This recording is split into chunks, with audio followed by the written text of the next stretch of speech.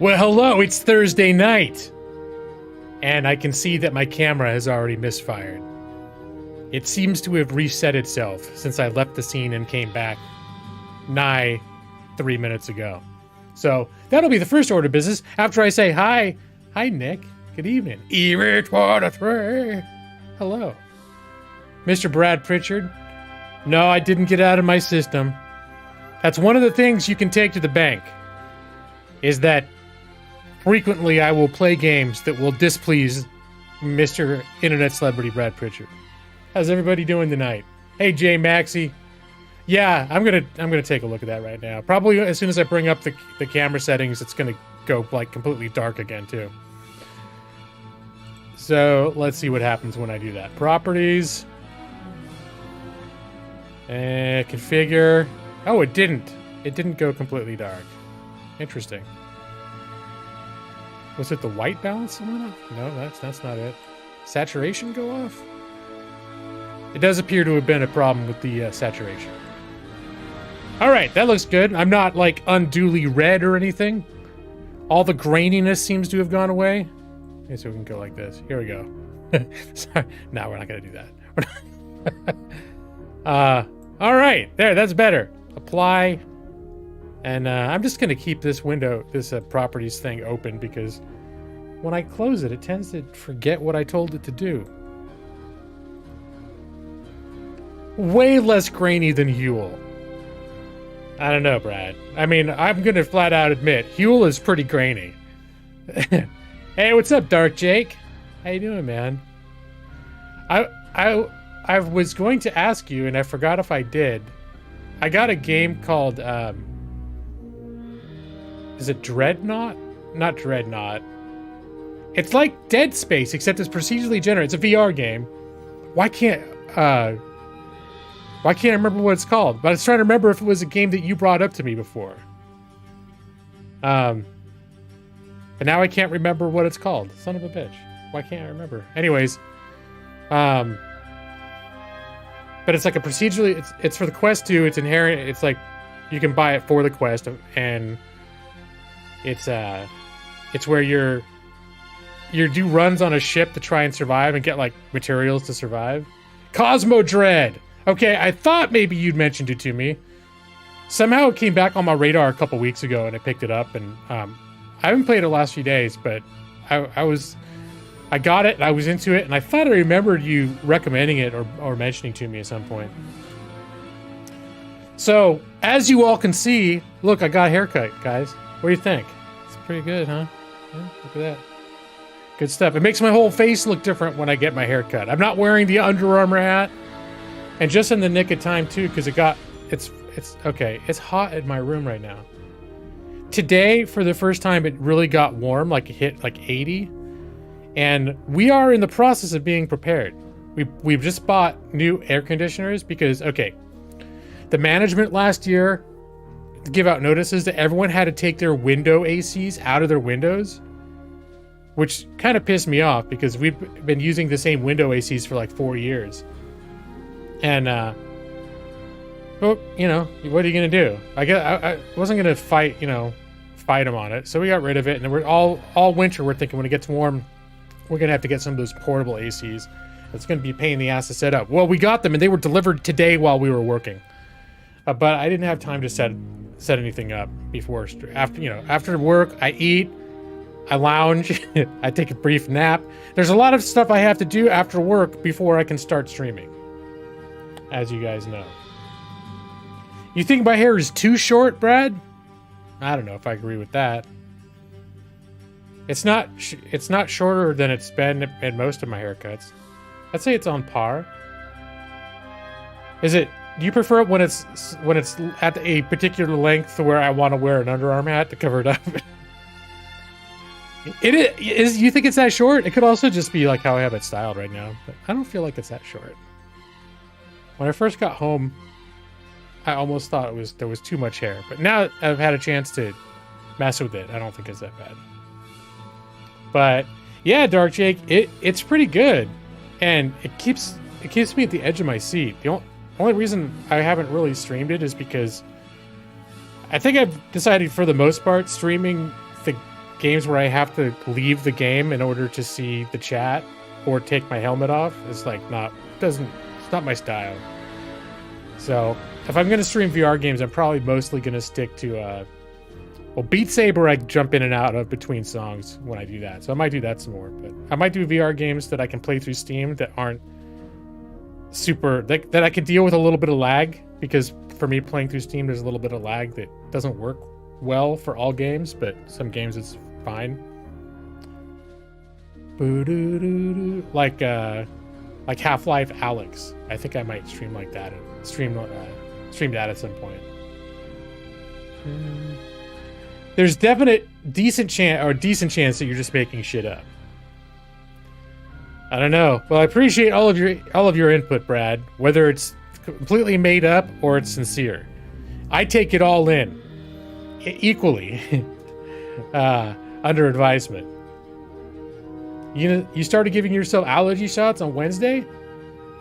How soon are they supposed to kick in? Is it something that like you take them for a while and then they start working, or is it something like as soon as you start taking the shots, you're supposed to start seeing your life change? I'm just curious, like if you're already experiencing like improvement, or I don't know, something else. Allergic reactions, who knows? So you have your smartphone in your pocket, pull up the stream, and look down at the chat from, oh, okay. I know you stream stuff. That's actually not a bad idea. I think the optimal experience that I've had is when I've gone through Steam VR, and then you can actually grab Windows and grab like Windows out of your PC, so you can grab the chat window and put it and overlaying your game wherever you want on the screen inside your VR environment. And that's what I really was like, wow, that's nice when you can make that work. Slight change, nothing phenomenal. Yeah. No, I was just curious if they told you like, yeah, it's going to take some time to start working, or, what kind of results to expect. But I hope it improves things for you. Allergies can be really like powerful and terrible. So I should start microdosing LSD. You think that'll give me a boost, Brad? I'm going to write that down as a thing that you sincerely suggested I should do. You think it might like improve my mood? Help me with my stress? Help me with my work anxiety? Yeah, that's right. On Steam VR, it's convenient, and the thing is I really like playing games on board on the Quest. Just because even though graphically they're not as good, they just run better and play better. Like if you want to play, especially if you want to play wirelessly.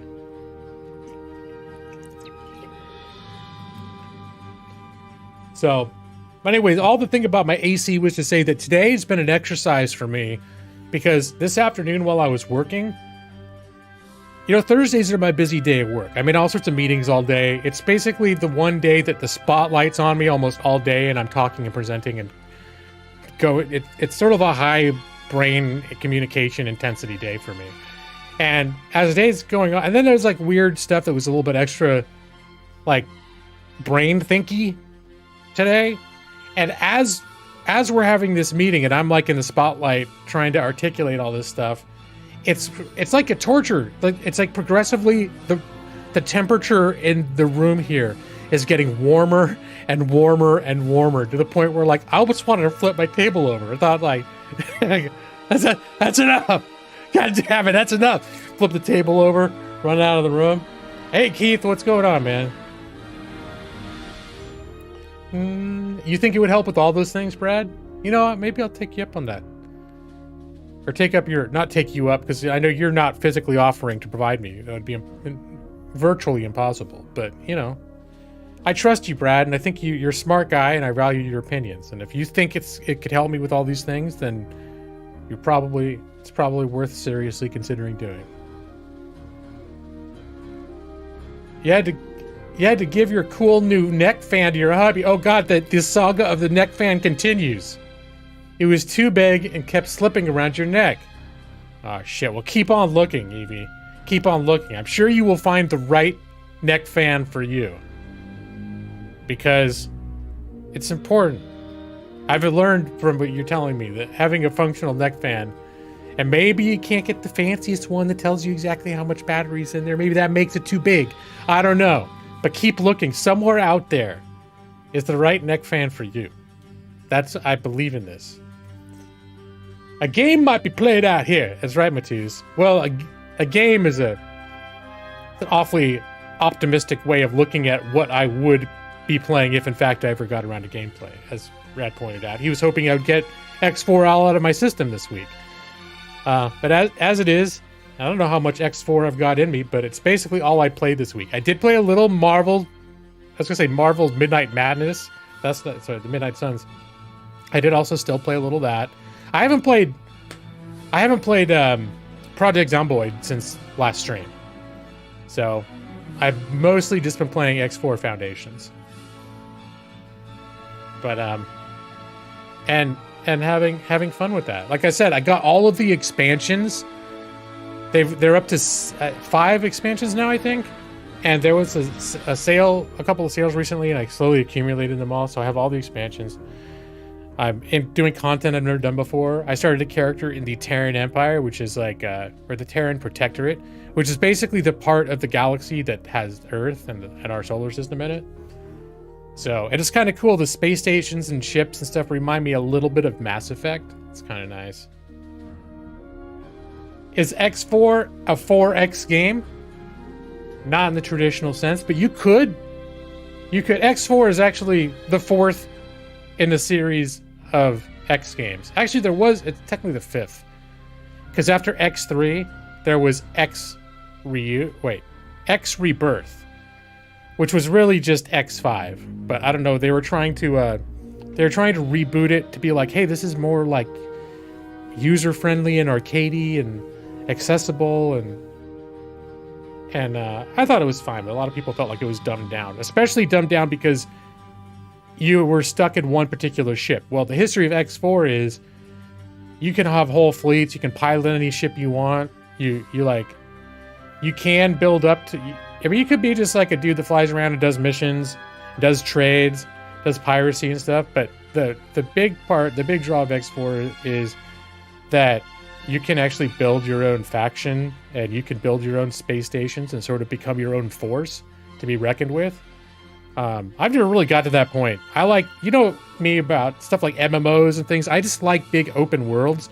And for me, the way that the galaxy is and the way the exploration is in X4 is the same kind of like huge, big open world that I like in fantasy games and other games. And it's just in a space setting. So but it's very sandboxy. It's janky in a lot of ways. The game is a little more ambitious than it can handle in terms of what it tries to do. Explore, expand, exploit, exterminate. Yeah, that's what the 4Xs are. But usually when they bring up the 4X games, they're talking about like a particular brand of game, like Civilization or Stellaris. Stellaris is like Grand Strategy, but it's still, I think they consider it a 4X game.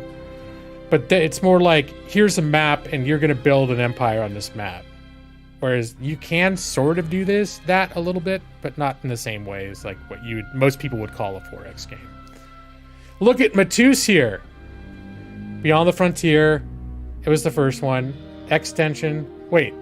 Oh, then each one had their own, like X3 had, Reunion, Terran Conflict, Albion Prelude, basically, but they're all like still considered X3, but I think they were also standalone too. Like, it's just, they're a little weird about it. And I started with X3. I have X3 Reunion, X3 Terran Conflict, X3 Albion Prelude, X Rebirth. I think there's more that, X Rebirth, Teladi Outpost, X Rebirth, the Home of Light. And when it comes to X Rebirth, the Teladi Outpost and Home of Light are literally just expansions. They're not standalone. So wait a minute. Matus, did you just like Google it? Or I can't remember. Are you familiar with these games? Because I've streamed these before. I can't remember if anybody who watches me actually has any first-hand experience with the X games. They're definitely not for everybody. So, X Rebirth VR Edition, I wonder if that's any good. Probably sucks. It's probably terrible. I just know performance has always been an issue with the X games, and I don't know if that translates well to a VR edition. So yes, X4, Foundations, Split Vendetta, Farnham's... Oh, that's X3, Farnham's... I don't know that one. Cradle of Humanity, Tads of Avarice, and Kingdom's End. And Kingdom's End just came out like 3 weeks ago. That's what got my attention back into the X series. It had already been percolating in the back of my mind. I had been thinking about the X games because recently a game came into full release called Everspace 2, which I've had my eye on, and that got a whole bunch, made a big splash. And it's on Game Pass, so I tried it out. And as I was playing, I played it for just a couple hours, and it just made me want to play X4 because Everspace is very arcadey, which probably means in a lot of ways it's a more fun game. But when I get a certain craving for a space game, I'm more like craving what this game is like. Weird they would put X3 DLC in the middle. Yeah, what are you looking at, Matus? Is this just a list? Are you on Wikipedia right now? Where are you drawing this list? The game received negative by critics, holding a score of 33 out of 100. Generally unfavorable reviews. All right. Yeah, well, the original Everspace, I even streamed that once or twice. It's a ton of fun. And that one's more like a roguelike, where you go on runs until you die, and then you get to use some of the resources you got to keep improving your ship and try again. And it was a lot of fun, but it was really like the X2 is not a roguelike. It's an open world exploration, almost like RPG light, arcade style shooter, like looter shooter, Diablo in space in that sense. With the same sort of cool exploration that the first one had, but the first one you're always under the gun to move forward. Every level you're in, there was like a timer that went maybe 5 minutes, and then when the timer was up, the baddies would show up for you, and you had to flee the system to the next system. So you're always like rushing to get as much as you can to get the fuck out before the enemy fleet comes and annihilates you. And so that was one of the things when I played the original Everspace. I was like, I would love to just have more time to just explore this stuff and not always feel like this. I mean, it was fun. That dynamic was fun, but sometimes my style is more like, oh, I'd love to be able to do all this stuff and just take my time and not be totally rushing the whole time. Which I also thought would probably make for better streaming if I got around to it, because I could goof around, fly around like an asteroid field for 2 hours slowly, as you know. As you guys are aware, I've done in certain contexts and certain games the same sort of thing on my streams, which has been apparently very popular. You never played them, Evie? I have a feeling you would not like these games. Most people would not like these games. I like these games, but the X games are not for most people. Just because they're a little too obtuse, and the interface is super complicated, a super steep learning curve, and there's this really sort of special stuff that only these games do, is why people come for it. But if you don't like the idea of, this super complex fleet managed, like, I don't know, faction navigating fleet management crap. It's sort of even almost hard to describe really what it is about these games that makes them not like other space games. Because it's like Freelancer. It's like a single player Elite Dangerous. It's not really, you can't point to another game really and say, oh, it's kind of like that game except this. It's like, it's really sort of doing its own thing. It's almost more like Kenshi in space, but not, totally not. So let me see, any other amazing things. So I brought up the temperature thing in case. I'm hoping it's going to cool off, but my room is like a little sauna right now, and especially once I get all my gaming rig fired up and I'm all closed up in here and I got my green screen enclosing me in here, I can just feel like, I feel like I'm swimming in muggy warmth right now. So if I had a certain point where I just like get totally crabby and I flip my table over and the stream ends, just be prepared. It might happen if I get too warm. I might get really irritable and rage quit the stream. I got the Huel sweats. You wish this game was like Kenshi? But wait, but Nick said he didn't like Kenshi, Brad. So checkmate. We can't play a game that Nick doesn't like. Probably hates this game too.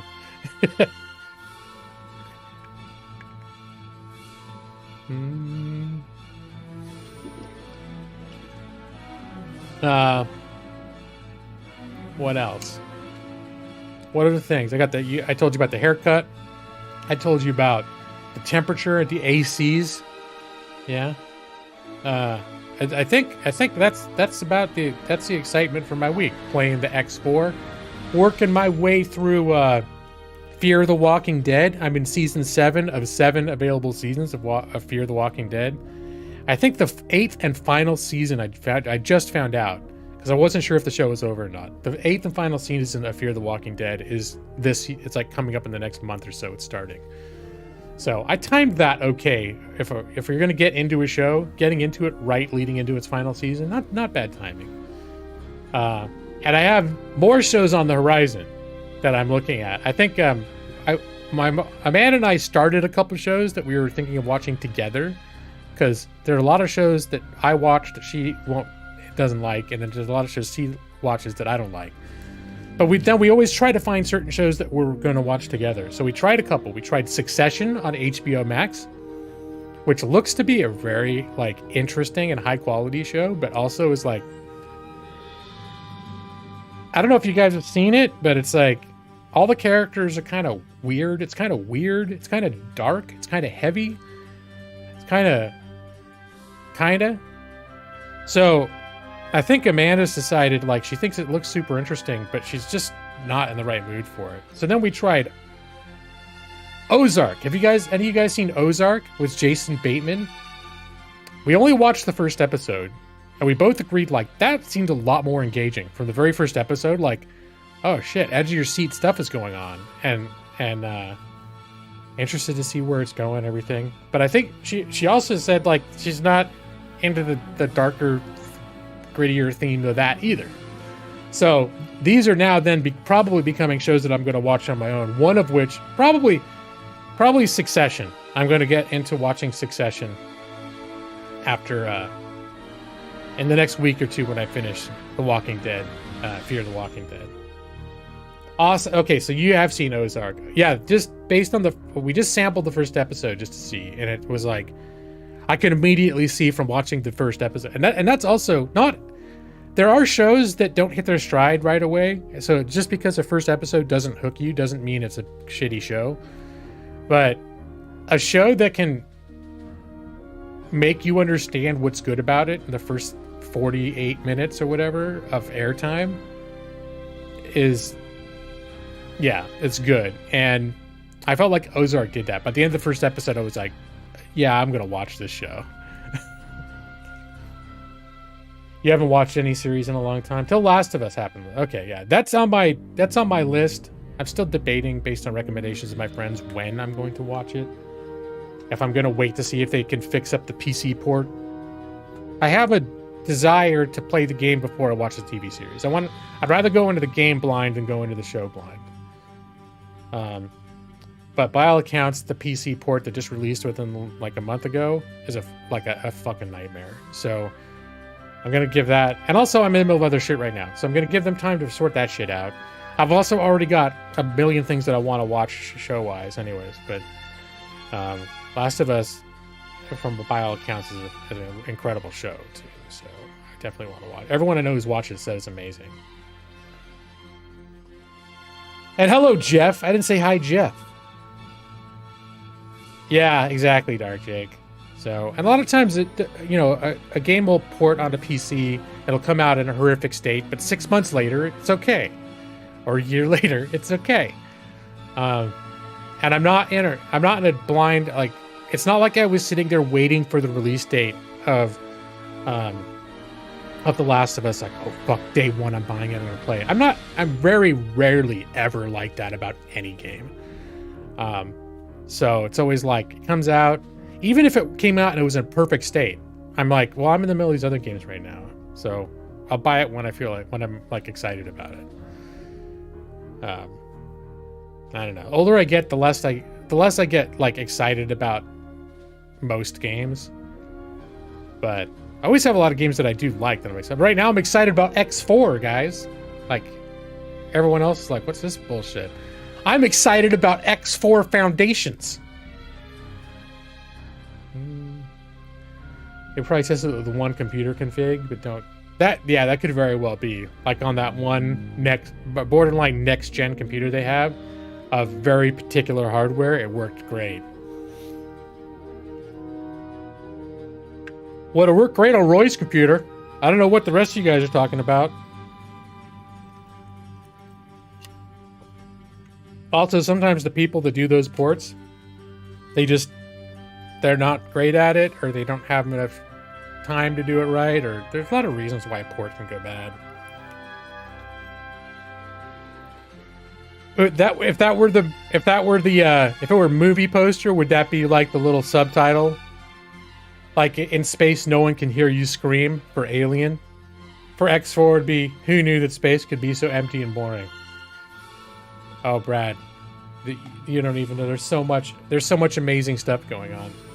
There's no reason for me not to be just talking about it in game. Aside from, I really like this background video I made. This is the one I made when I streamed this. It was 3 years ago. I just realized 3 years ago to the week was the last time that I streamed this game. So, yeah, you did see me play this game. And you know, well, I don't know. You might be surprised, Brad. Some amazing things could happen tonight. Or if nothing happens, you know, that part of that's a symptom of how I play games on stream, too. Although, you know, I've come a long way in the last 3 years in terms of getting shit done on streams. 45 seconds of gameplay. I like that background video because it integrated Star Trek music. Oh, look, I'm still on the wrong side of the screen. All right, that's okay. So far, it seemed to work out that the stuff on the other side is the stuff I'm covering up the important stuff when I'm on the right side.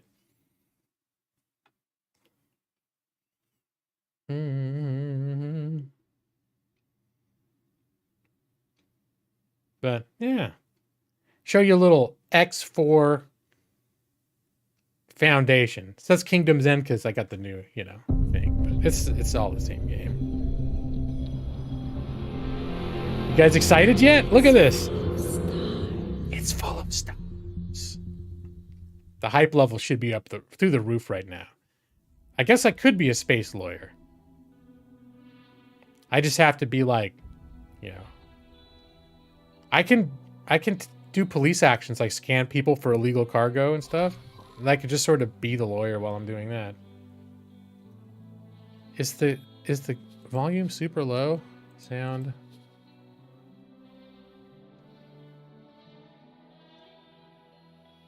Maybe it's just the music. All right, we'll see what it's like once we get in game. But it sounds super low.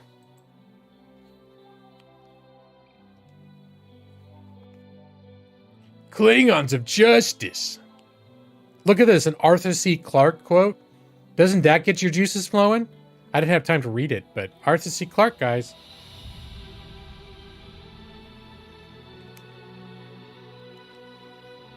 You're so hype. Oh my God, look, Nick's into the hype right now. Totally into the hype.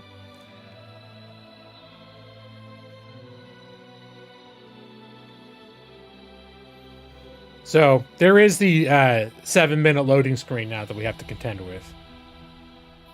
You don't get a shot of adrenaline when you see an Arthur C. Clarke quote, Brad? I know, Brad. Sometimes I wonder if you're even human.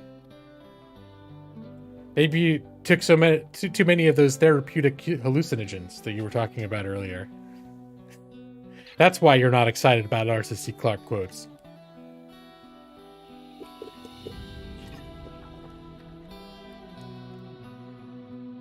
It's true. It is no Silmarillion.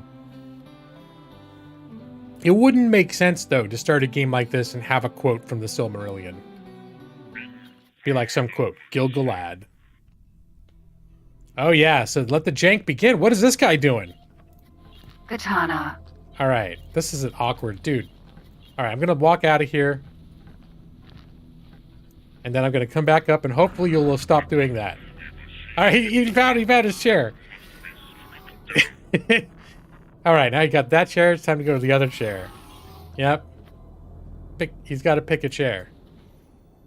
So this is my katana. That's one thing that's exciting is last time I played, I didn't have a katana.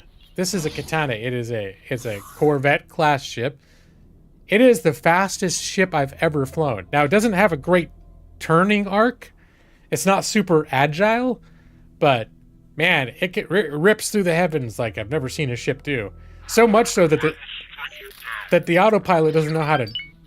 The AI pilots don't know how to handle it. When I tell them to do the docking into a station, they usually end up.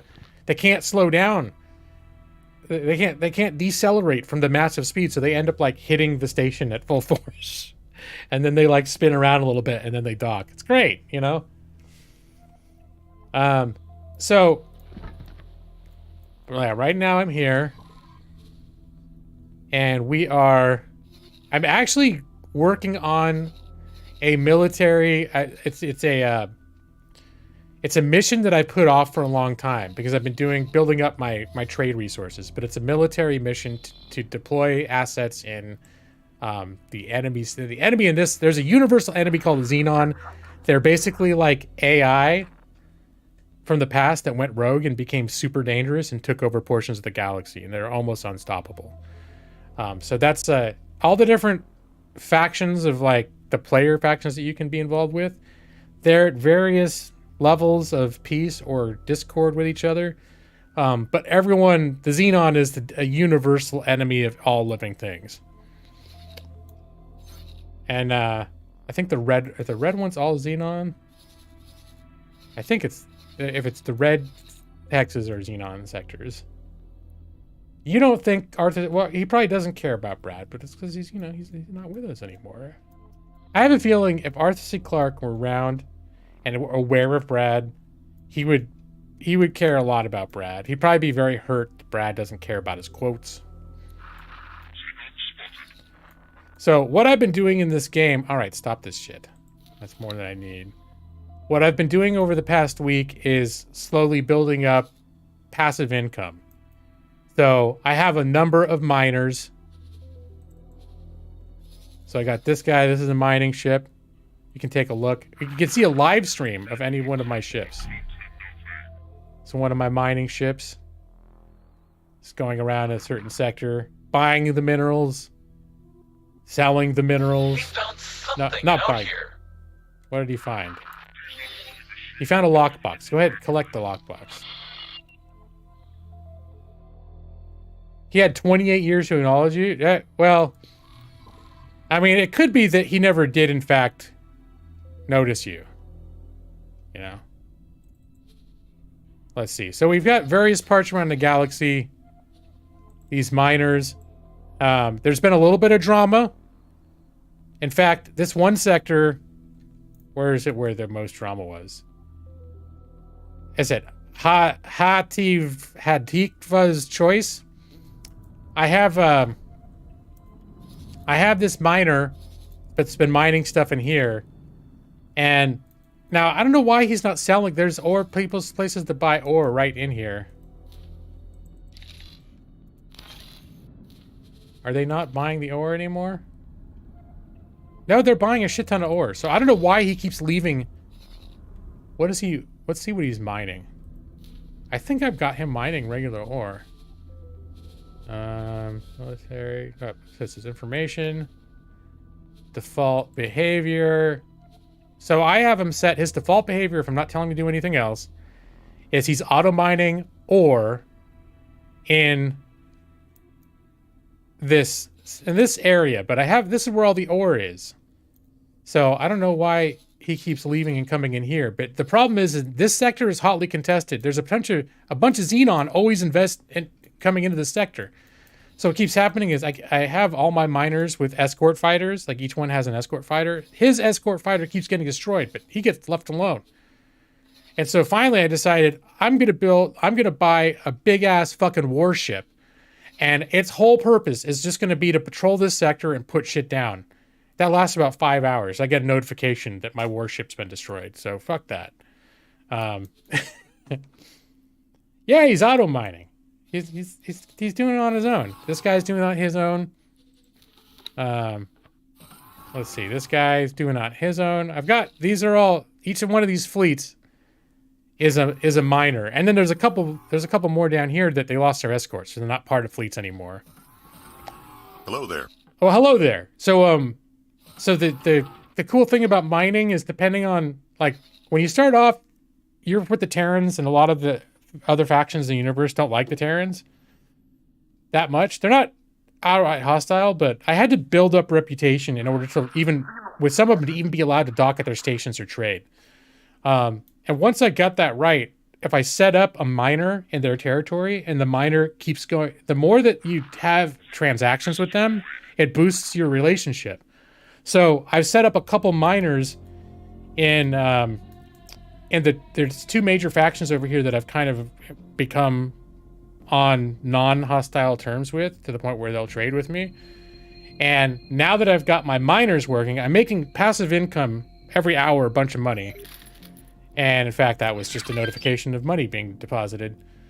But also, every time they do a trade, my relationship with those factions are gradually improving. And there's also these factions with the orange, like this pink, means they don't like me, but they're not hostile enough to attack me, but they will not let me land on their stations. And that's how some of these other factions were. So I'm gonna probably do the same with some of these other factions. But right now, I've got enough going to get, like, where I've got my passive income going. I'm happy with that. I've got relationships auto building. Setting up the miners in hostile space. Well, you know, I mean, that's why you get the chaperones to look after them. But the thing is the Xenons that go after the parents, they leave the kids alone. So I don't know what to say. Except for the one miner got blown up, I will say. Brad, how come you're getting hostile enough to attack me? Seems like it's not a very nice thing for you to say. Sounds big ass fucking warship called the Pounder of the Galaxies. Well, it's the biggest ship that I've owned in this playthrough. And it seemed like it was brimming to the teeth with armaments. I was really surprised to see it go down. But of course, that's the thing, is this game will keep track of a bajillion things at once. But individually, the AI of any particular thing that's operating on its own is prone to be as dumb as bricks on occasion. So, you know, this is a trade-off. It's simulating an entire galaxy worth of activities. But at the same time, if you take a look specifically at any one of those activities, there's a good chance something fucked up's going on. But as long as, let me see. As long as I've got, let me see, my transaction logs. So we're seeing... 0 minutes ago, 44,000 credits. 1 minute ago, 59,000 credits from another miner. 7 minutes ago, 44,000 minus. So it's like, what you're seeing here is every, like, 3 or 4 minutes, I'm getting cash injections of 50 to 100,000 credits. And they're just coming in steadily. So my money is just like, you know, it's nice. And once I get, like, a crap ton of money, I can start, you know, building my own like space stations and shit like that. But right now, I got it going where I got the nice passive thing going on in the background. I'm making lots of money. And then I decided that now I'm going to focus a little bit on taking care of some combat missions.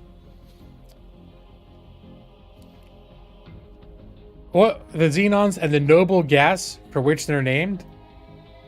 You know what, there's another, and this is, I think, a leftover from X3. There's another major enemy faction that's hostile to everybody, and it's called the Cock.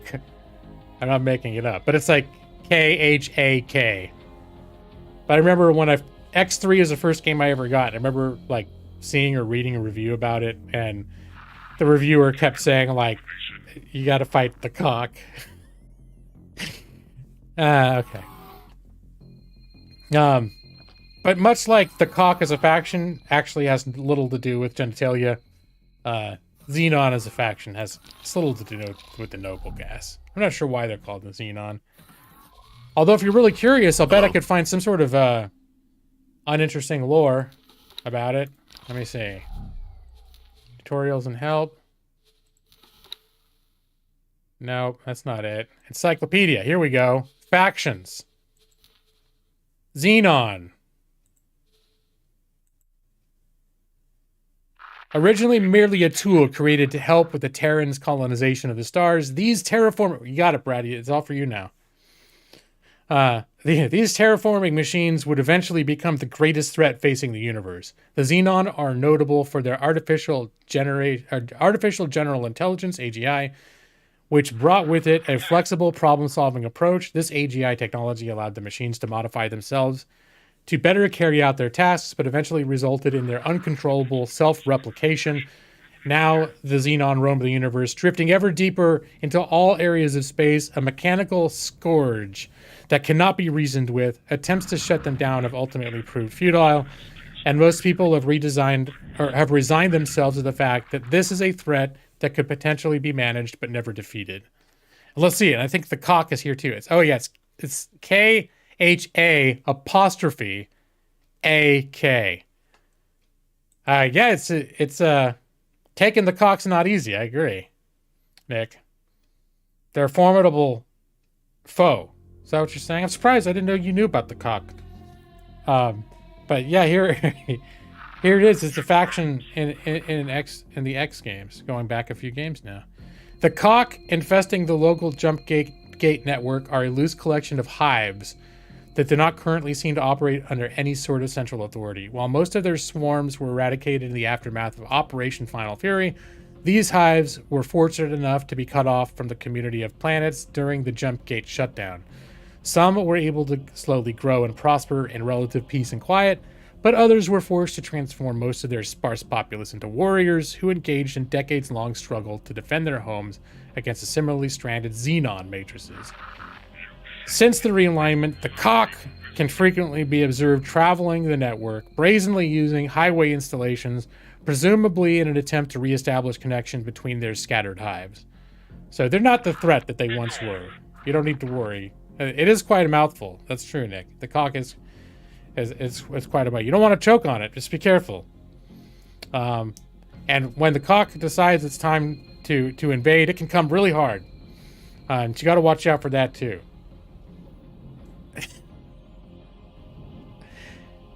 How do you type custom emoji? What?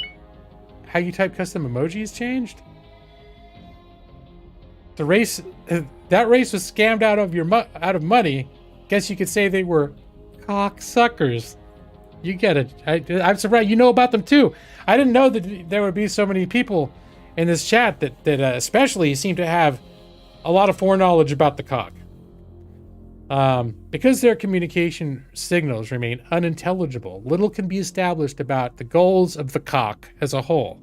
However, it is universally agreed upon that the cock do, in fact, originate from beyond our galaxy and were drawn towards the network by Argon experiments with jump drive technology, probably coinciding with an irrevocable deterioration of the cock homeworld. Hello. It stands to reason that they currently primarily focused on survival in an environment that largely considers them to be an unthinkable scourge, a supposition that actions of the cock are yet to fundamentally contradict. So see, there we go. Now you know all about the cock. Although this is good. It's like, and I didn't realize you could see all the shit about like all their alliances. See the Terran Protectorate. And I think there's all these sub-factions within the Terran Protectorate. Terran Protectorate. Okay, so that's why a lot of, like, the Argon Federation is a major faction that's normally, like, considered one of the good guys. Antigone Republic. Ministry of Finance. There's a lot of these factions that if you're playing, like, one of the base games, non-expansions, that you normally consider, like, people that non-hostiles, like neutrals, and that here you start as the Terran Protectorate. that they're all going to look at you sideways. Sort of like being an American and wandering into a lot of the world, and they'll look at you like it's one of those guys. So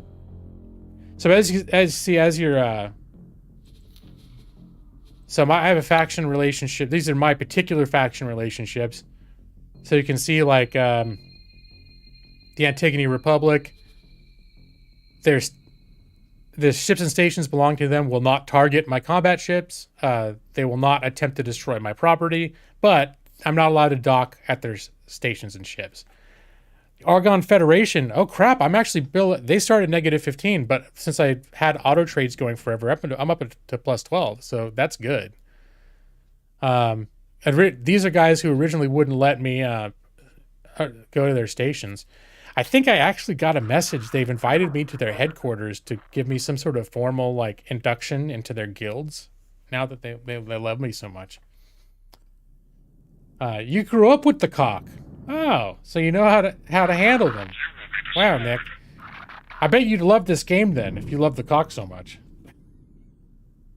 The cock have their own drink called Cum Shot. Is that Cum? Cum Shot. Okay, he's done. Okay. I won't ask any follow-up questions. So, and then at the moment, so there are main story wait, where are my main oh, here. There's main story missions that I'm going to get to. Well, this is the background. Data vaults are just like special puzzle locations. That's not like an urgent, like where you go, I'm going to do this mission now. But escape plan, I think, is sort of part of the main. There is an overarching story mission sequence for X, and that's what, or for this game, X4, and that's what that is. So there are a few like story arc missions that are available, but at the moment, I just want to. I've been putting off. I picked up a couple Terran missions before I left Terran territory and started setting stuff up elsewhere.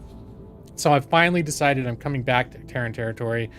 I finally set up a miner in Terran territory so I can get like trade relationships building there on their own for the first time.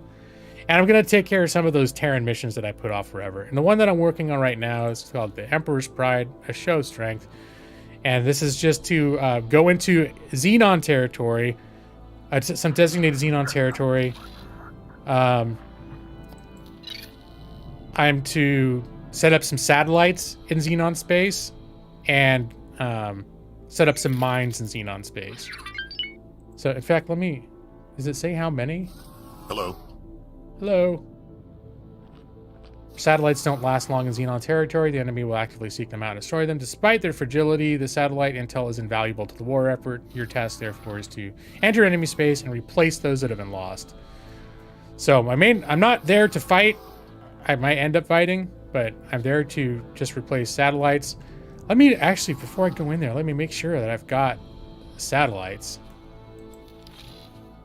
Ship information. Loadout. Deployables. Okay, good. I did restock. I couldn't remember if I did. I have 20 satellites, which I'm sure is far more than what they need.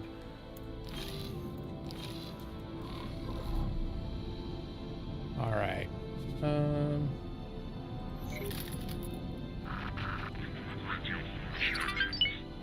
Why is this over here right now?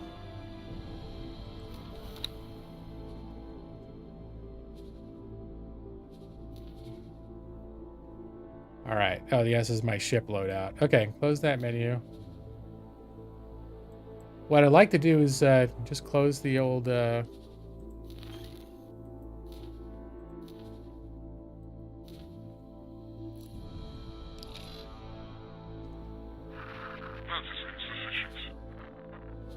Oh, there we go. I was like, how do I make that go away? I didn't realize it was tied to that button. Interface, folks.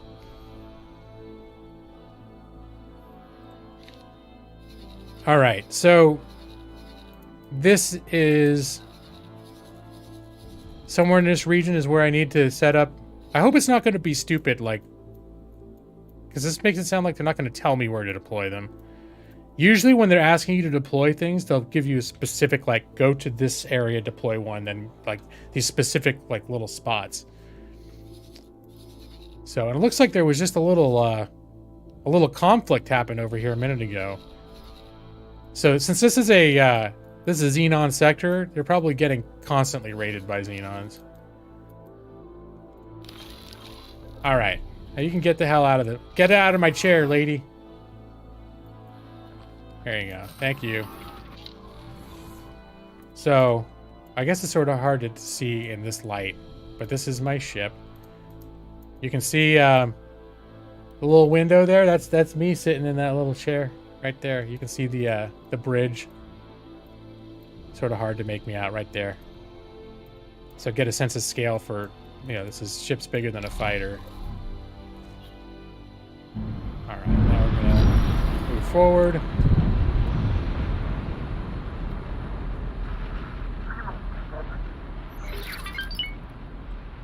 And I'm gonna go into cruise mode till we hit.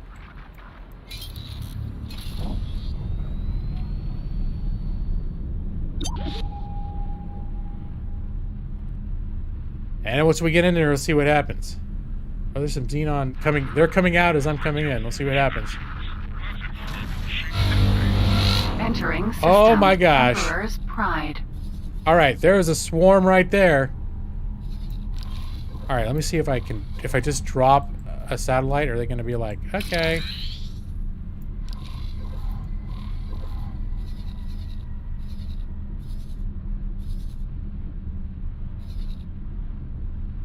Are they going? Is he going to go straight for my satellite? See how long that thing lasts. I think I'm a little worried that I put this mission off for so long that I broke it. And that maybe that's why it's not telling me specifically where to drop my deployables. Drop another satellite, you know, just cuz. It says deploy satellites in the specified area. It's supposed to be in Emperor's Pride 6. Maybe that's the problem. I'm not in 6. Okay.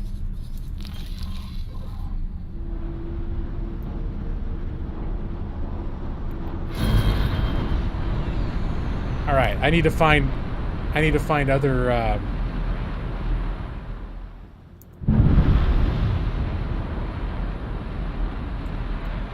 gonna start scanning.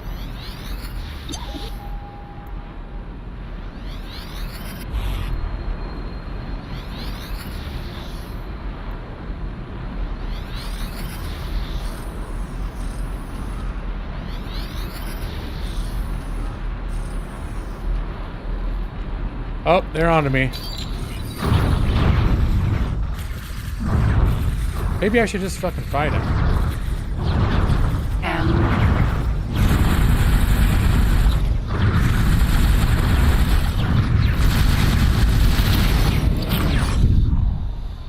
Alright. Like I said, not the most agile warship ever.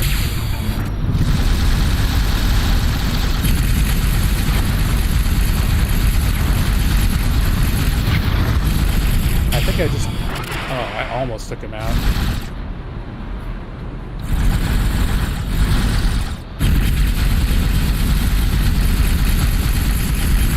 There he goes.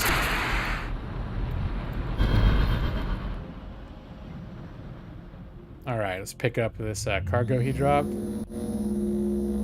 I hadn't actually... I totally was off my radar doing a Star Wars stream for the 4th, Jeff, but now I've got to think about it.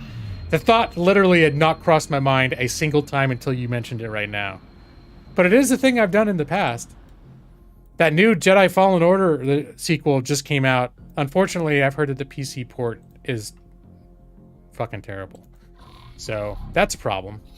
Alright, I need to figure out where the fuck there's a jump gate here before I get swarmed by enemies, because this is not where I need to be.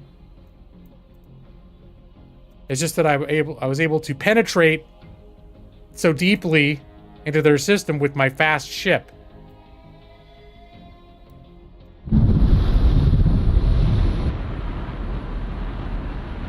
Are there Star Wars planes in the game? Yeah, there are mods. People have made a lot of mods for the X games, and so there are actually mods you can add Star Wars ships of the game. I haven't done any modding at this point in this particular game. In past games, I have done some serious modding. In fact, one of the X3 Albion Prelude, I did a Star Wars total conversion mod that I messed around with for a little bit, but it made the performance so janky and terrible that it was, for me and on my system, was almost unplayable. But so that's a long way of saying that yes, technically you can make there be Star Wars ships in the game, but they don't have a total conversion. But I think you can add stuff like, I believe you can make it so you can buy the Millennium Falcon or that model of ship. All right.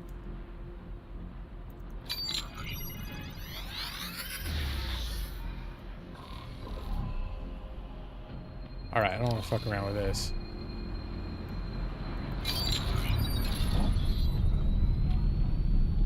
That's just a defense platform. What I need to find is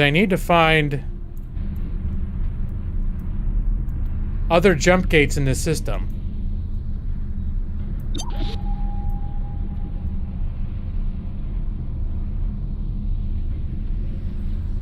And so far, it's not been obvious. Alright, looks like... Oh, there was a big ship following me that time.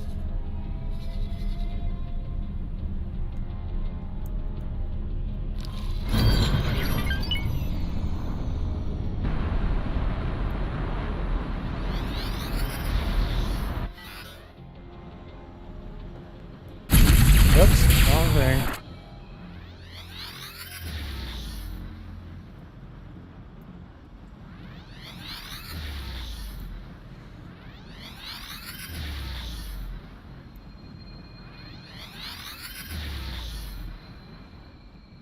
Oh, Star Wars trilogies. No, I don't know if I'm familiar with.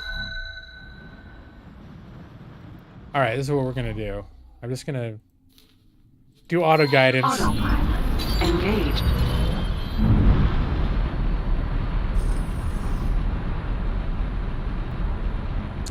Autopilot's on. Because I think I may just end up having to visually spot jump gates the way that this system is spread out.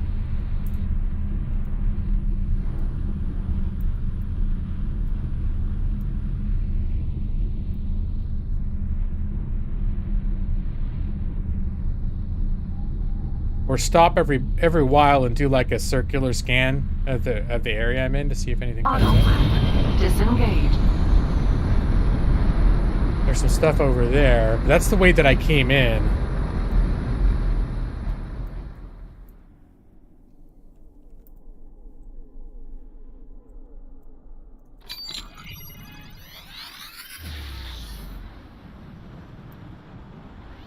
You think the cock did it? I think when it comes right down to it, you can probably blame the cock for most of the atrocities in the galaxy.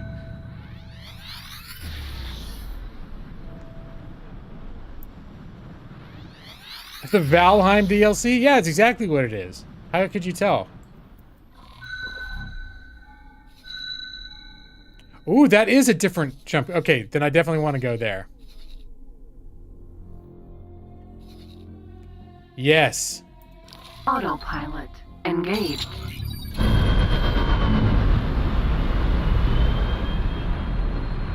It looks like there's some sort of superstructures over here, probably stations of some kind. I don't know that I'm gonna hang out and see what they all are. I will do a scan. Oh, it doesn't like that. Alright, I'm not gonna do a scan. Autopilot engaged. I appear to have set off some sort of an audio bug. Hopefully it'll reset itself. Entering Emperor's Pride 6. Autopilot engaged. Alright, that's kind of irritating. So what I'm gonna do... I'm gonna save. I'm gonna call this secondary.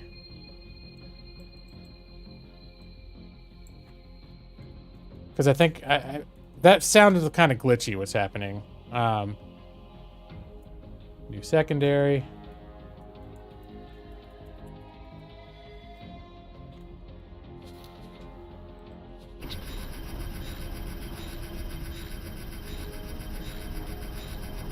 I'm gonna reset some of the systems on the ship and see if that sound stops. And if it doesn't, I'm gonna reload the game, see if that... It's the first time I've encountered this, but it sounds like something is not working as intended. All right, turn off the autopilot. Disengaged.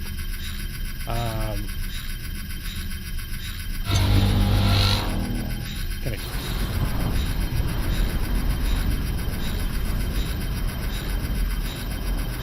Yeah, this doesn't sound right. Let's see if I just flat out load what I just saved. Do secondary and see if that gets rid of it. I hope the fuck it gets rid of it. Because that does not sound like a normal in-game sound. There's no reason for that sound to be happening. It's like something I was doing got captured in like an audio, got snagged in some sort of an audio thing, and so hopefully this fixes it. And that it didn't just become part of my, it didn't just become a part of my game save, the bug. Although, in fairness, if I had to restart from where I actually began this session, it wouldn't be that far back.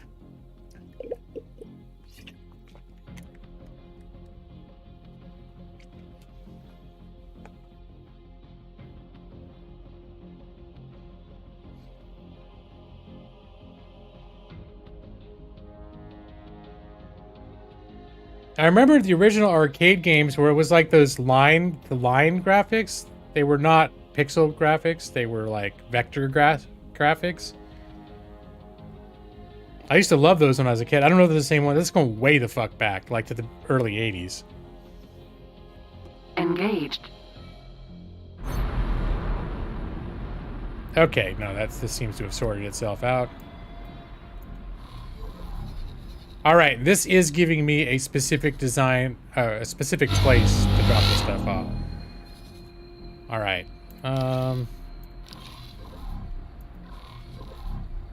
Let's get those satellites ready. Boom.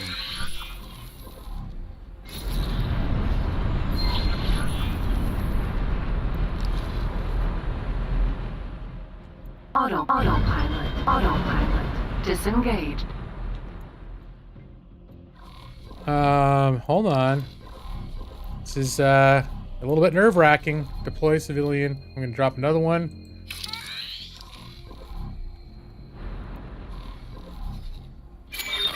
Great work. Autopilot. Engaged. All right, now where does it want me to go?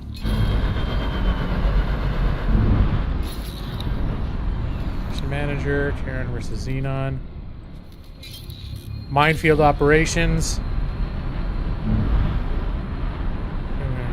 It is a challenge to supply meantime. Establish our first line of defense out there. What exactly are they asking me to do?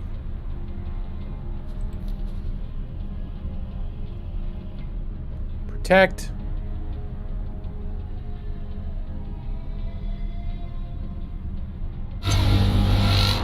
We cannot. Okay, so there's a reason we approach powerful allies like you for help. We pay you up. Get establish our first lines of defense. Okay, deploy 5 mines. I did get mines on my ship, didn't I? Entering Emperor's Pride 4. Ship overview, loadout. I have 10 mines, so no, we're good.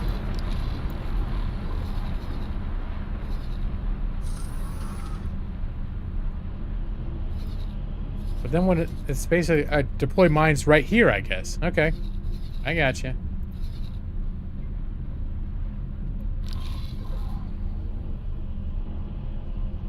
Early 80s, total boomers, yeah. Because everyone knows that the 80s was the, And remember when everyone came back from World War II in the 80s? Started having kids? Alright, get the fuck... What are you doing, bro? Alright, let's get the fuck out of here. Autopilot is being a fucking bitch.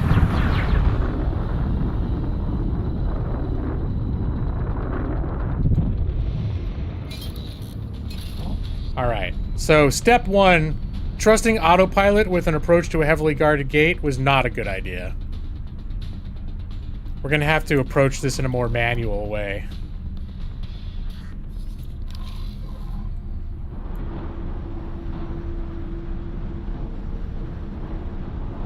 Because sometimes the ships like to do like weirdo maneuvers to get through those gates if they're coming in through a weird angle. And I just can't afford to let my ship do that kind of dumbass maneuver. Alright, let's take off of flight assist. So right now I'm ignoring Newtonian physics. Alright, now we're going to do it like this. Turn back on flight assist.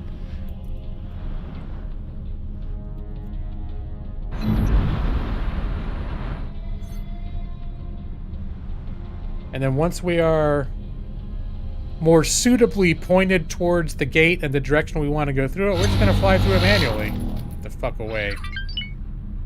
Get away, Xenon!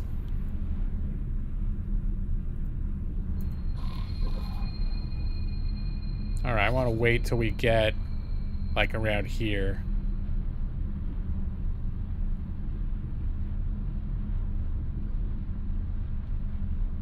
And then we'll kick in autopilot just to get us aligned. And then manually go through, so we're not on autopilot. The Autopilot engaged.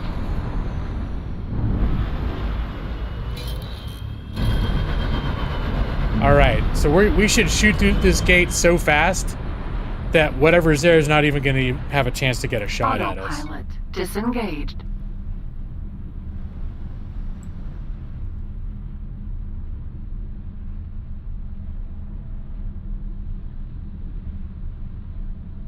And we're not letting autopilot do any dumbass hijinks on the way out. We're just shooting right through this like a bullet. Like, they probably didn't even notice me there. Entering system. Litany of Fury. Alright, there's quite a bit going on there. Let's turn off. Autopilot engaged. I need to get back to that region and drop off some mines. Empty space. Autopilot. Okay, Disengage. stop. Stop. Don't go back through the gate, you fucker. Back play. Oh. Shit. Flight assist. The military. Deploy mine.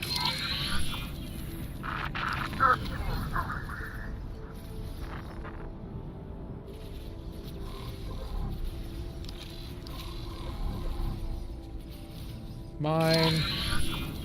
Mine. Mine. Mine. Alright, time to go.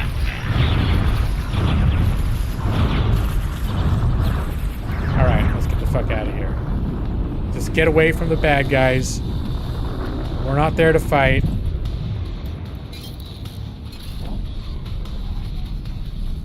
Just using our super fast engines to get the F out. Alright, mission accomplished.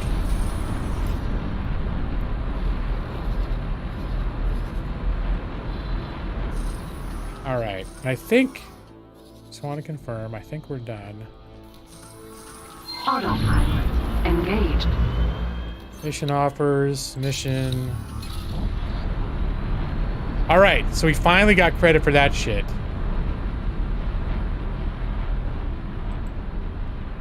Argons want me to report for a promotion.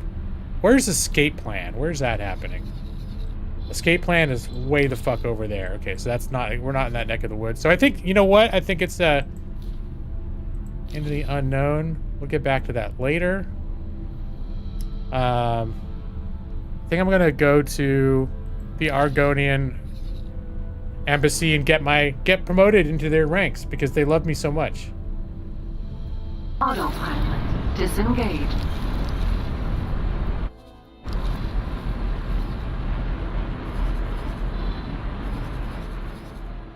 All right, let's get some guidance on that mission.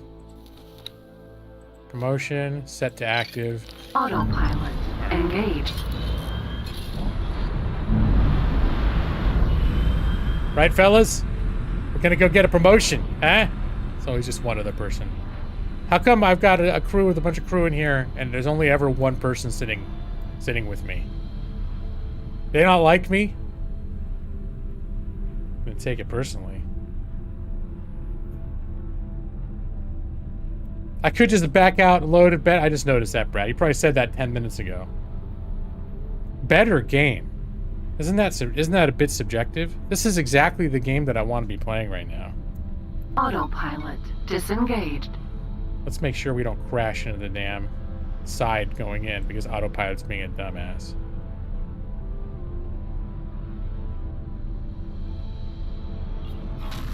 Autopilot entering system. Wretched skies. Autopilot doesn't always do a good job navigating around asteroids either. It can do it, but it'll come to a complete stop rather than slightly steer out of the way of the asteroid.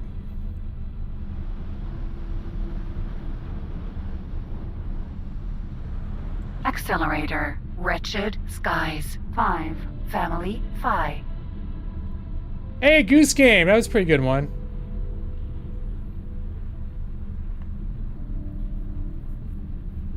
I was looking on, there's like a bunch of, sales on Steam right now.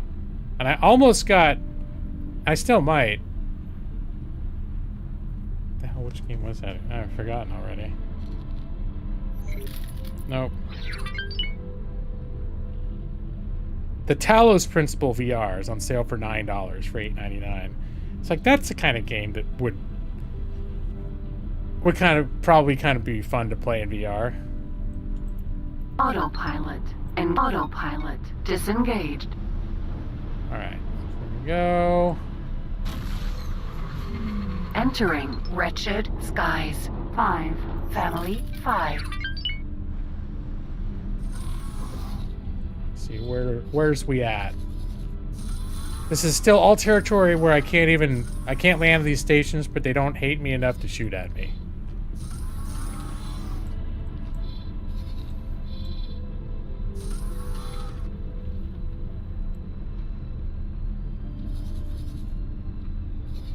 See, anyone else, any other than my ship blown up while I wasn't paying attention?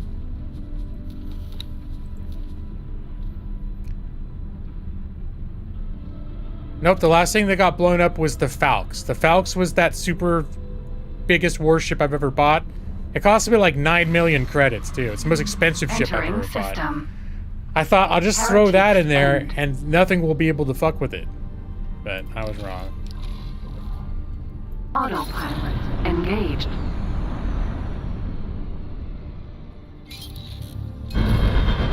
Autopilot disengaged.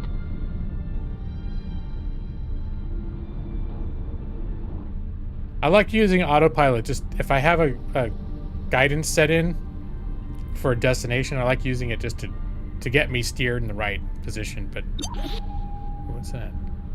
P. Xenon? P. I do have an ongoing mission to hunt down cock, but I actually haven't seen a whole lot of cock in this playthrough. Entering system. Sometimes it's hard to find the cock, right, Nick?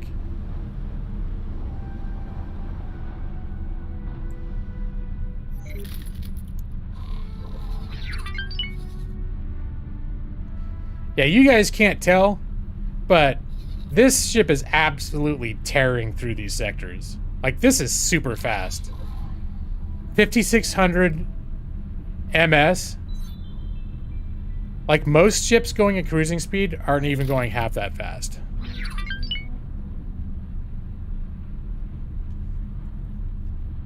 So, I know you don't know how exciting that is, but trust me. It's goddamn exciting. Entering system. Really? Last choice. I didn't know there were. Autopilot engaged. I didn't know there were other games with cock. You mean you're talking about the other X games, Nick? I missed the space highway. We're now in territory where. There we go. Get on the space highway. Autopilot disengaged.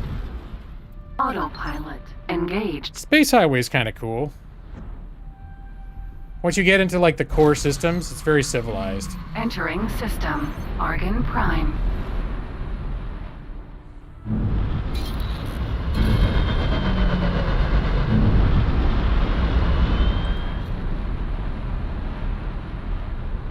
There are 3 X's. Yeah, they were in several prior X games. You're correct, Nick.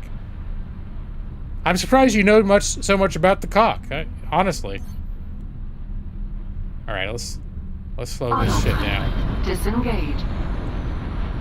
Poor autopilot crashes us into some shit. Argon Shipyard. We close enough to request docking? Out of docking range. We'll be there soon enough. We're still, even at just regular traveling speeds, we move pretty quick. Docking granted. There we go.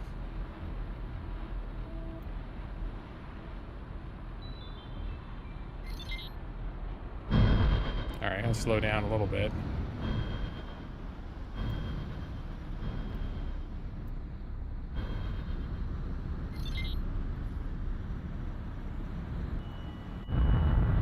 Alright, docking computer's taking over.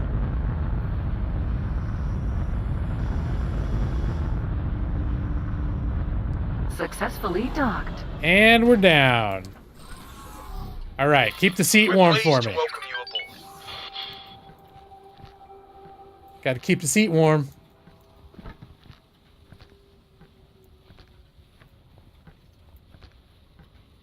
So, and it's one of the things I like about this game is, I mean, you land your ships, you can get out of your ship. Not that I would have wanted to, but I could have done a spacewalk at any point, left my ship in a spacesuit, and gone outside my ship. There are missions where you need to do that for various reasons. Not that one, but you know. But then you get out, you can walk around the station, see your ginormous ship. That ship is fucking huge too. It pleases me. You're a connoisseur. I just saw that. Nice, Nick. We're going to the Argonne rep's office. Oh, pardon me.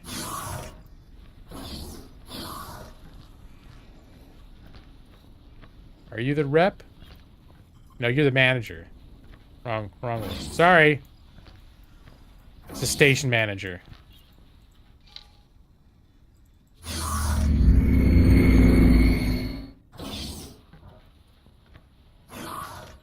Did they go for 2 elevators or just get off on the wrong floor last time?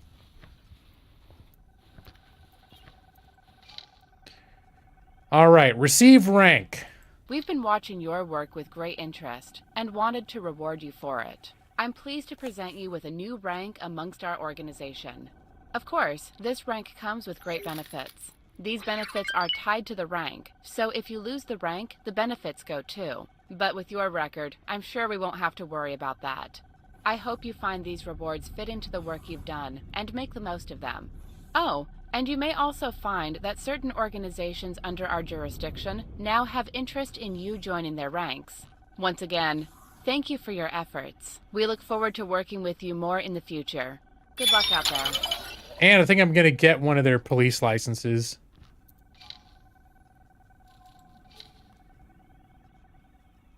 I got enough money to buy trade. What does trade offers do? With the purchase of this license, the holder gains the ability to view all trade offers on stations belonging to the issuing faction, regardless of whether those stations are already known at the time of purchase or discovered later. The license holders. Okay, so that's not. I don't do enough trade to make that worth it right now. But I'm gonna grab this. So the Federation police license. Let's see. This issuing faction for this license is a police authority. The issuer holds the authority over its own space, and in certain cases, other space owned by other factions. Areas for which the issuing faction has authority. Pilots in possession of this license may freely scan ships.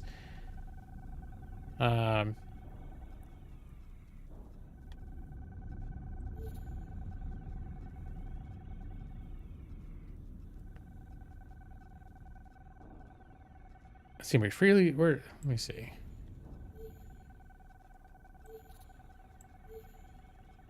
Freely scan ships in the issuing faction's name and will also receive an increased reward when destroying enemies in the vicinity of stations that are friendly to or owned by the issuing factions. So this means if I fight bad guys in their territories, I'm going to get extra credit for it. All right. So yeah, I'm going to buy that. Good I luck want out to say, did I got this rank with another faction. I might have forgotten to get the police license. Let's see. Inventory. Oh God. Okay. I'm gonna drop this item. I was carrying illegal items. That's never good to not realize you're carrying something illegal and then the local authorities scan you and then I like to stay on the up and up.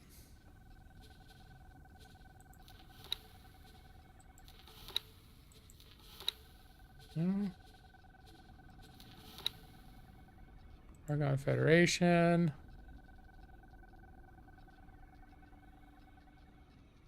Did I get the police license for Talati?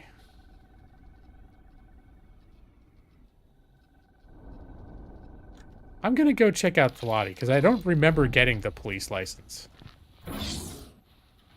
It'll give us something exciting to do. Because I think I got to go that way anyways for that that science mission. And James probably already gone. But all right. See Yins. Nice seeing Yins. I sleep. That James Baker has such a way with words.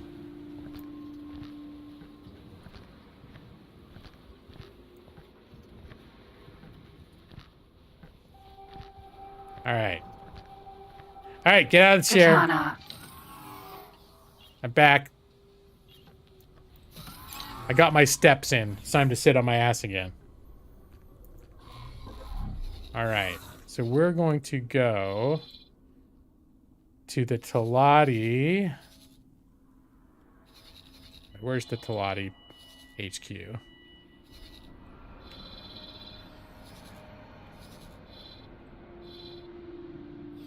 I thought it was over here.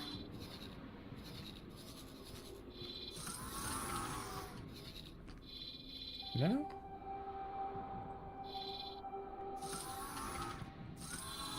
That would be a bitch and a half if if a raiding party from like the Cock or something destroyed the Talati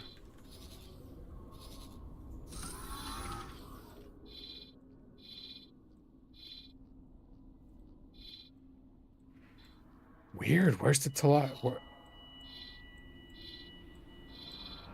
Where'd their faction HQ go? I could have sworn their faction HQ was over here somewhere.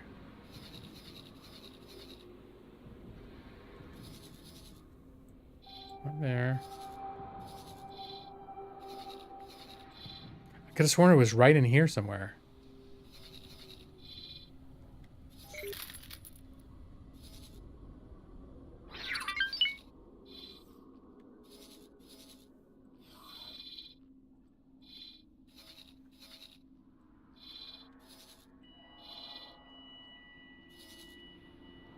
Ah. Because shit like that can happen. Like, faction HQ stations can be destroyed just by dynamic events in the universe. But that's a real shocker. Alright, then I'm gonna start off by going just here.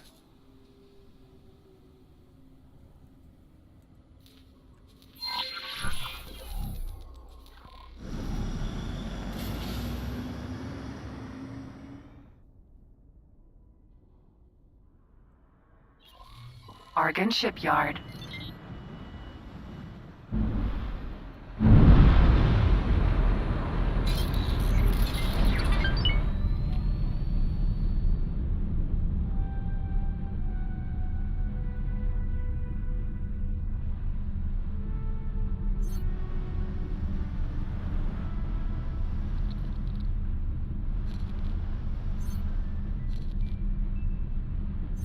Autopilot engaged. Autopilot can do a good job getting onto these highways. Autopilot disengaged. Entering system. Atikva's choice. This is where all the dramas happen when my ship's getting blown up in this system.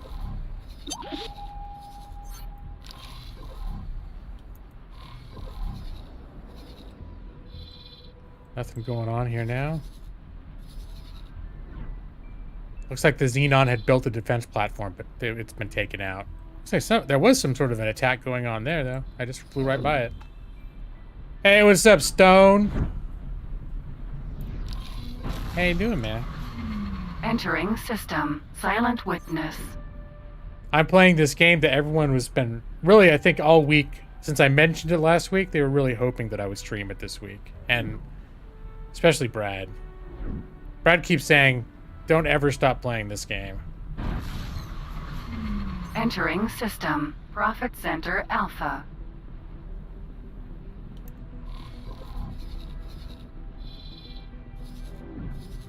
Now, right now, I want to find out where the hell the faction headquarters ended up. Oh, God. It's here. All right, stop it. Autopilot. Entering system. Right promise. Did I just forget where it was? Autopilot. Engaged. All right. Not the most elegant way of making a U-turn I've ever seen, but it's gonna get us where we need to go. You love the hexagon spread? Thought you might. Oh, let me turn my guns off. You can have up to 4 weapon profiles, and it's good to keep at least one of them empty to act as a safety, because if I accidentally hit the spacebar or the middle mouse button while I'm looking at a station, I could inadvertently start a war. Entering system. Memory of profit. You think Spaceball's a real game? I don't know. I know I have not pulled through on the, I haven't pulled through for Brad on delivering Super Mega Baseball 3 content on this channel the way he would like, but I'm going to join Brad here in the assessment that baseball is in fact a game. It's not a game, it's a life choice. Right? Are you talking about going to baseball games? Oh shit, what's that? Alright. So it looked like that was a close call.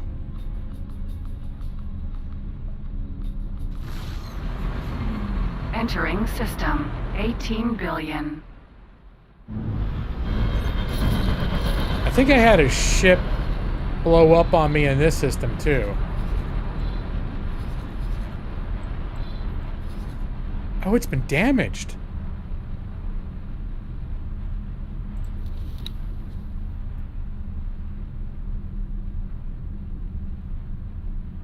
This is the Magnetar? Wait, where is it even on my list? Okay.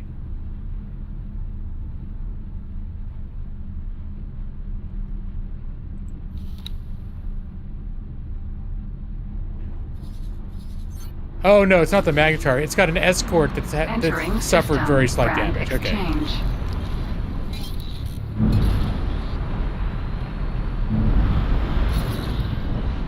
All right, this is an example of my autopilot getting confused around asteroids.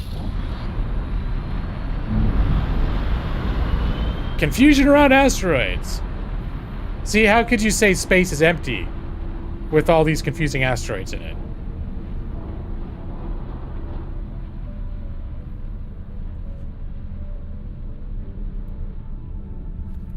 And also with this delightful faceless person sitting next to me. All right, hold on. Autopilot disengaged. Don't. Yeah, see? See how that works, autopilot? You just make slight course adjustments. You don't stop the whole damn ship to 0. And then carefully navigate around it at 1 mile an hour. Autopilot engaged.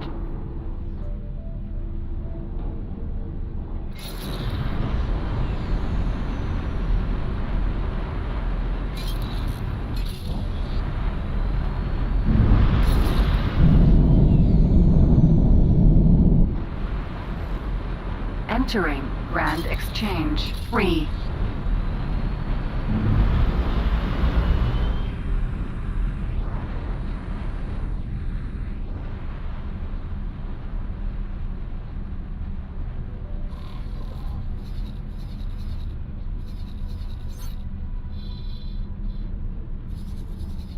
Oh, I'm in the right... Okay. Alright, this is gonna be like... Oh, look, there's an asteroid. Better stop. Better turn off the drive. And slowly... I guess it didn't come to a complete stop, but close. I reduced my speed by like 95%. And now it's like, okay, now that we've safely navigated that asteroid, we can speed up again and inexplicably point in a weird direction like doing so. Alright, you know what? Just cut it out, Auto. Disengaged. I'll take it from here, autopilot. I got this. I think we're gonna have to shoot through this ring first anyways.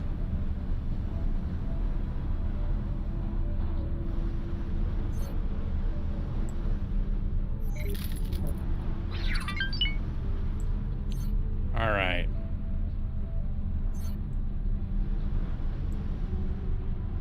And now... That actually was not terrible timing. I hit the brakes on that right, just about perfect timing to get lined up with the, This is the entry to the dock in this system. Docking granted. Alright, slow down.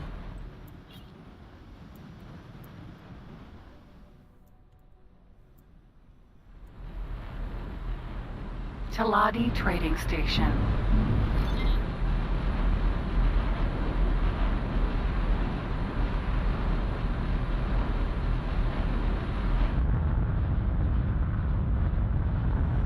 I think I might be facing the wrong way. Hopefully that doesn't make for a long-ass walk to the elevator. Probably does.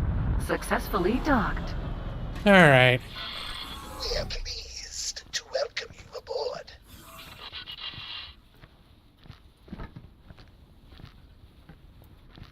I do have to walk all the way across my damn ship to get to the elevator. Because I did park in the... It still let me do it, but I'm parked in the... facing the wrong way. Looks like an arc? Like, you mean from Mass Effect? If that's what you're talking about, that's one thing I was saying, is a lot of the stations in this game remind me of, like, Mass Effect.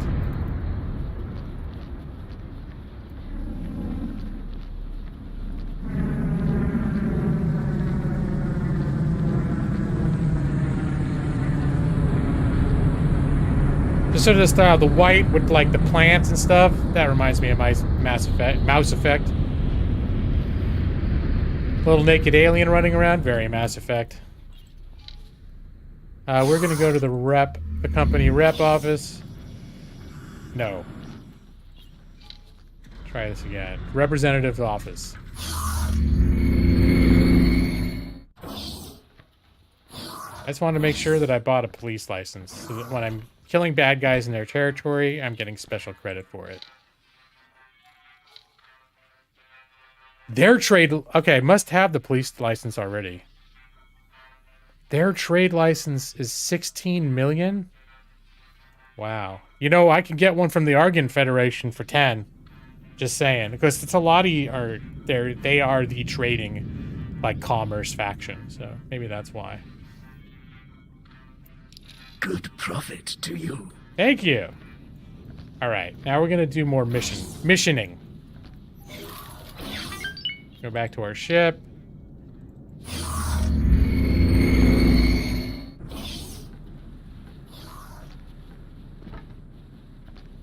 Gonna have to run all the way across the back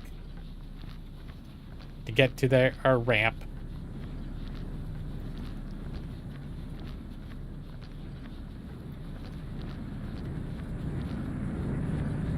The thing is, I'm gonna have to turn around anyway to leave, so I might as well turn around when I first got in here.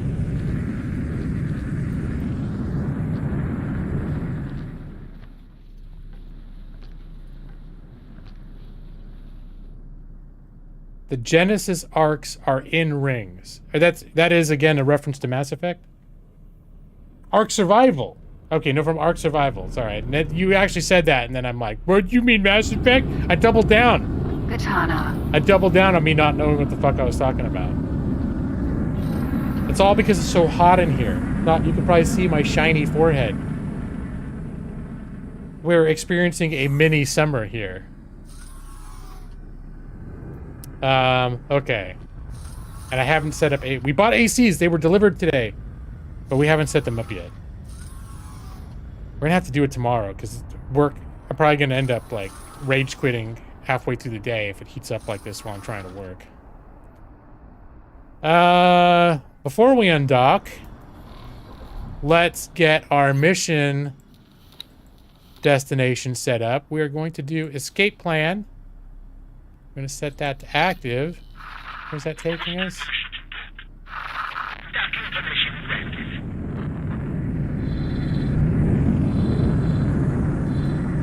It's taking me to a station that won't let me. I'm going to have to make friends with the Paranid. I think they're like a religious. They're a religious faction. Right now, they don't like me. They won't blow me up, but they won't even let me land at their station. So we'll see what happens when I get over there. I might need. It's possible I'll need to increase my faction enough to land on their stations before I can complete this mission. Let me take a look at what the mission actually says to do. What they want me to do. Investigation. Details to follow. A fast combat ship is preferable. Let's hope that they consider this a fast combat ship. It doesn't turn worth shit, but it can go, like, linearly extremely fast. You need a blanket watching the game. It's like 51 degrees. Well, it's been, like, in the 40s and 50s almost all the time until, like, the last 48 hours. And now, all of a sudden, it's fucking hot. It's supposed to be back down in, like, the 50s and 60s again next week. So it's just a speed bump, but there's going to be a few hot days. And I don't know if you guys remember this, but the way my apartment is, like, our whole apartment faces the sun most of the day. Like, this wall where all of our windows and shit are. So this place is like a greenhouse. It fucking heats up. So even if it's only, like, in the maybe the low 70s out there, the way that it hits the building is these rooms will heat up incredibly, like, much hotter than what's outside. So that's why before it even starts getting remotely hot, like when it hits 80 for the first time, we got to make sure our ACs are installed. Like I said, the big drama was we had window ACs in every room for years, and then the management randomly a few months ago just issued a thing saying window ACs, we don't like the way they look, so no more window ACs are allowed. So we just casually removed $700 worth of window ACs out of our windows and have them piled in storage right now. But they said that those the portable ACs are okay. So if you have the ACs where you put the vents in the window, they're okay with that. I don't think aesthetically they're that much better. You should just let us have both. I was perfectly happy with my window AC. They work better too, so F them, but, you know, gotta do what you can do. Alright, so we're gonna go here. Hopefully this ship is gonna be what it needs to be. So when they say fast combat ship, they might mean like an agile fighter. And if that's the case, like I showed up for a gunfight in a Sherman tank. Yeah, we have a portable in our living room, and it's just we had to, you know, pay to get an extra powerful one, and it actually works. It works, especially because our living room is fucking huge. It works good. So, and hopefully, like what we got said it should. We got two, one for each of like our offices, and they're rated to cool 250 square feet. I think each one of these rooms is under 200 square feet. So what we're hoping is that because we bought enough BTUs that should cover a space like 50% larger than what we're using it for, that the efficiency issue is not going to be a factor, and that it will in fact cool enough for us to not be miserable. That's the plan, but they're still in the boxes, so we haven't tested this theory yet. I'd much rather use the window AC, to be honest, and I liked my window AC, but you know, gotta do what you gotta do sometimes. No, that's the thing about Oregon. And I think it's gotten hotter in Oregon over the last couple decades. But the whole attitude in Oregon is like, oh, it barely ever gets warm enough that you even need AC. Well, fuck that. Now in the summers it does. Gets like, you're fucking done if you don't have AC right now in Oregon. It's not like living in Texas or something, or in Arizona.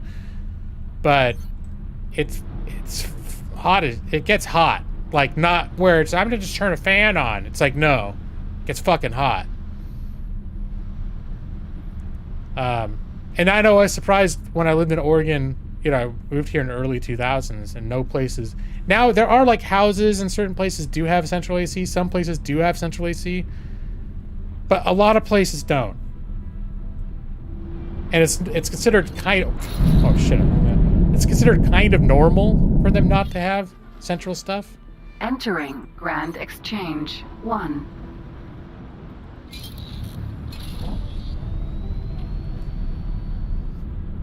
The funny thing is, we go like, some older apartments still have it, but yeah.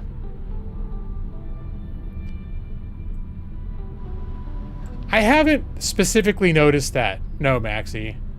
What I noticed, I mean, and here's the thing, proportionally speaking, I'm not anywhere near my target weight. Like, the amount of weight I've lost. Okay, I'm gonna be transparent now.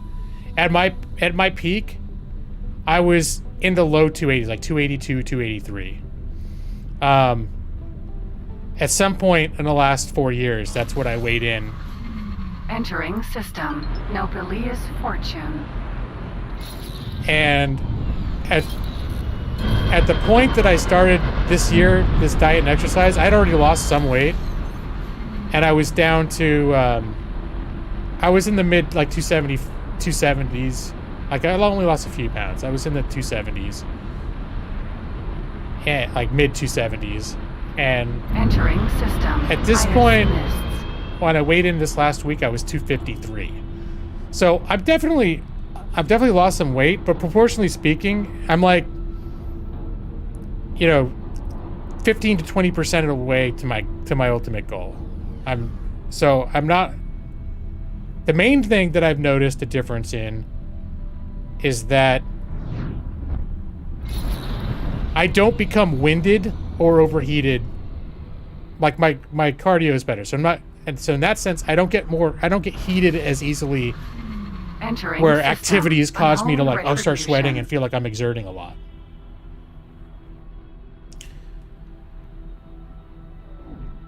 Your brother's lost like 100 pounds and he complains about being cold. Shit. Autopilot. Entering system. I don't know if Trinity that's going to be an Sanctum. issue. But I guess we'll see.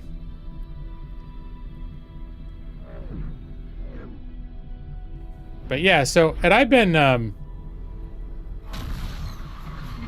Entering system. I've been Bright hovering promise. around like 260. I was around 260 to 270 for about 15 years. And it just like gradually went up and up a little bit. Entering system. Profit Center Alpha. And so at a certain point, now the thing is the one that was like 283 or whatever, I think that was through a doctor's office. And my weigh-ins are always disproportionately higher at a doctor's office because you're wearing all your clothes and often your shoes and everything else. Don't let them get away. So at my peak, I don't know if that's what would it have been if I'd weighed myself, at least under the when I'm comparing Entering to my system. weighing now, Silent witness. it's just a different, you know, there are different test conditions. But I know on the just weighing my scale with the same, like wearing shorts and a t-shirt, first thing in the morning after I've had like my morning potties and stuff. That's every Saturday I've been doing it. Entering system. Atikva's choice. And yeah, I was pretty stoked because some weeks you level off. One week I actually went up a pound, and then like over the past 2 weeks I've lost 3. Holy shit! I just got a notice popped up on screen that Evie bought me the Talos Principle VR. Thank you, Evie. Are you still in here? Holy shit! Maybe it's like, maybe this is You and Brad are can convince me to turn off X4 and play. Entering system. But Parking thanks. prime. Yeah, I was like, I almost bought it and was like, because it's on Steam, I could stream it with the, I could still have a chat in game. So I almost thought about doing that. Although, I don't think I could deal with the VR helmet. That's another reason why I want to make sure we get all AC'd up, because I couldn't deal with the VR helmet when it's hot. Like right now, it's fucking Entering hot in this room. system. Second contact.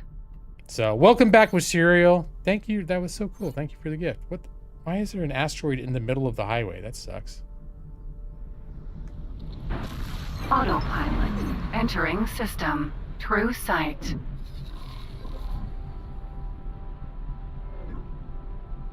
Did I get lost?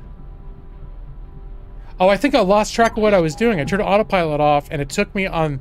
This highway system goes all around the entire core Entering systems. system. So, Fully vision. so I think I just took a tour of the entire core system. I'll keep autopilot on now so that my ship knows when to get out. When it knows to get off of the highway. I don't have to think about it. I just do a stream where I ride circles on the highway through the core systems for 4 hours. It'll be 4 hours in the core systems with Gaming Lawyer. Entering system. IS mists. Yep. This is us cruising on the highway. The space highway, guys.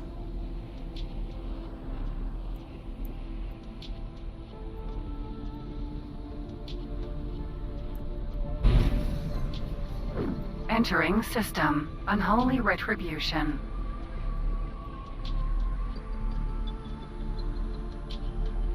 Let's see. You see me in my little, Autopilot. Disengage. Entering system. my little windows Trinity in there. Sanctum. The lighting's a little better. You can see me. I'm sitting in my chair. See? Look at that. Cool. Right there.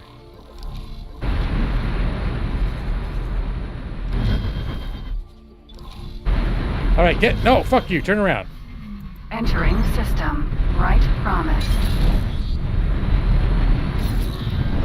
All right, I got a little distracted. I overshot. I didn't get off the highway. Autopilot. Entering system. Trinity Sanctum. I could get off the highway, first and foremost, and turn off your engines. Stop going. What exactly am I supposed to be doing at this point? I probably have a destination of a system that I've never visited, so I probably have to find it. Mission manager, escape plan. Okay, I need to find a system called Hewa's Twin. All right. So now we're down to some good old-fashioned exploration. Actually, I see there's a jump gate over there. Yeah, ugly sound.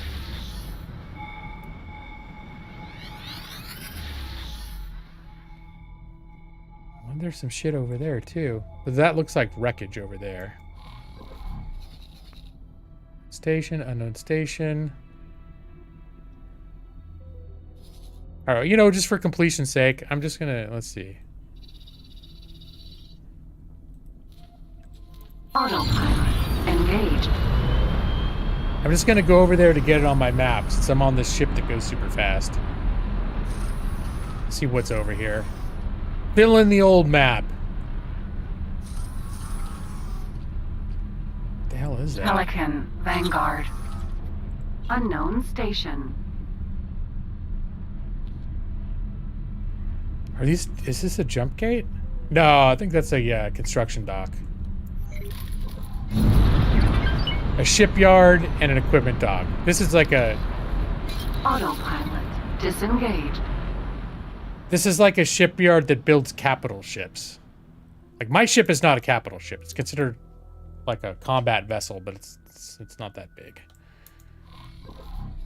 All right, let's... Now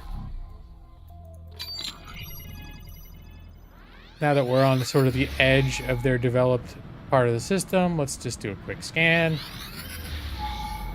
We can see if there's any other things that we're missing.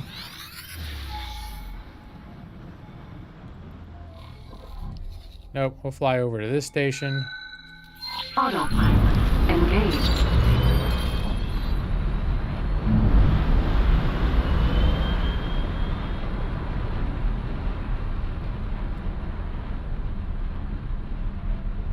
Did you guys ever play Talos Principle? I have it on, it's been out for a long time on regular PC, and I played a bunch of it. It's like sort of a puzzle game. It's really pretty and really cool.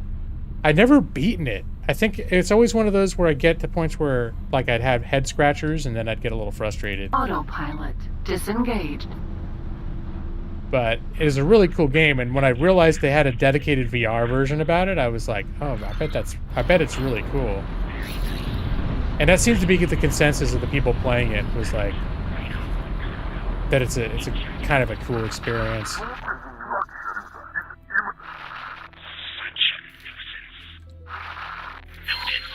Autopilot engaged.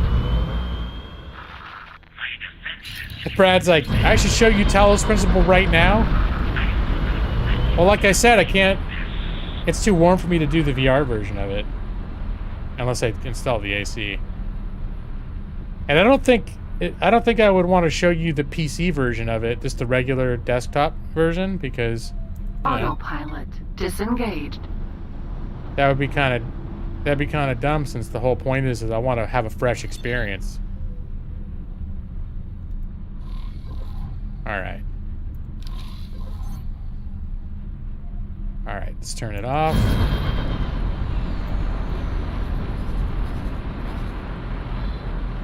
Microchip factory. I just want to get all of these on my radar. Autopilot engaged. You love regular PC versions?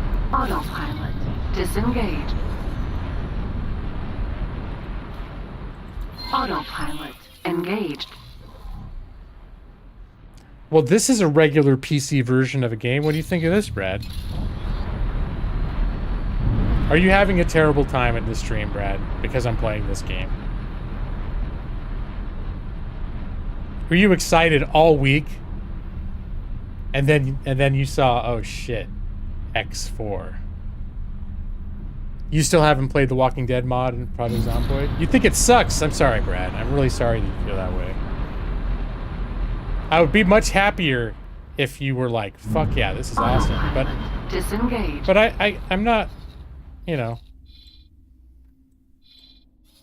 This is definitely not the super riveting content for lots of people, but you know how I am. Autopilot engage. I'm excited about this game right now. So guess what? You get to watch me play it. Those are the rules. It's like the worst version of Crazy Taxi. It's not exactly how I would sum this game up, but you know. I suppose that's a way of describing how you feel about it. Oh, a data vault. Oh yeah, I'm gonna look into that shit. Disengage. That's one of my ongoing quests, is to try to find like all the data vaults in the galaxy. Data vault.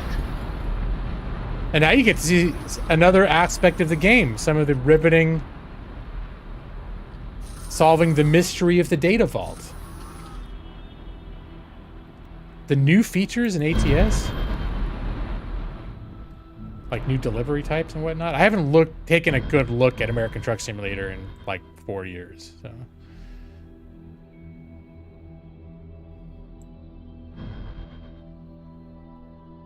You do enjoy good data? Well, okay, Brad. So maybe your luck's about to turn right now.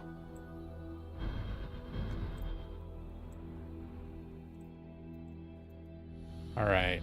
So this involves repairing points on the station to activate like doors and things until you basically it's like a puzzle. You have to unlock the data vault.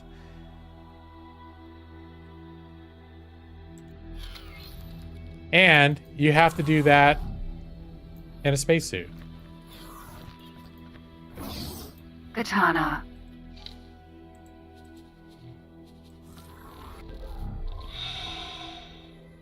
So this is me in my spacesuit. Oops. Oop. So, as you can see, I got quite the setup. It's good stuff. Spacesuit functions with Newtonian physics, so it's a little bit tricky to control it, to get around. So that's part of I think part of the fun of these data vault puzzles is you have to deal with the weird Newtonian physics. It doesn't have flight assist the way that your ships does.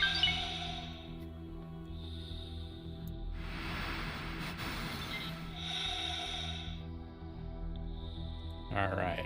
This is pressure leak detected. And that has shifted the solar panels, so that's presumably activated. Have any doors opened? Okay, let's see if there's any other data panels over here on the other side.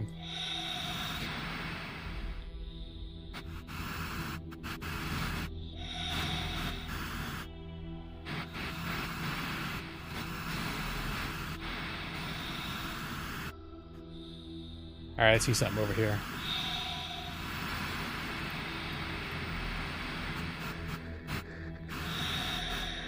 All right, there's something up there to fix and something down here to fix.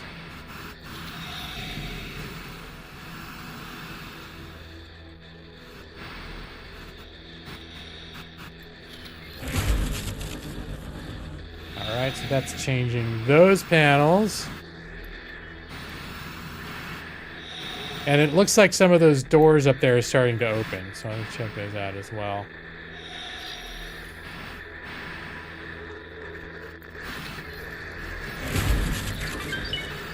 That opened this door. Nothing in there. I thought I saw another thing underneath. I'm just gonna double check real quick. Oh, I guess I'll come around.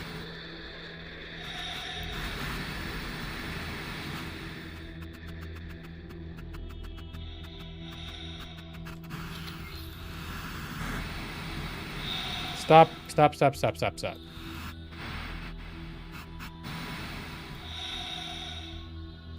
All right, that's the one that I thought I saw that I forgot about.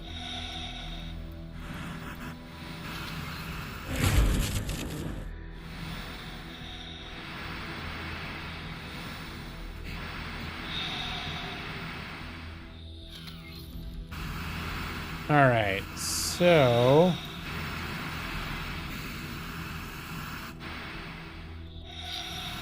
already looked on this door. I think I did. All the bottom doors I looked in already.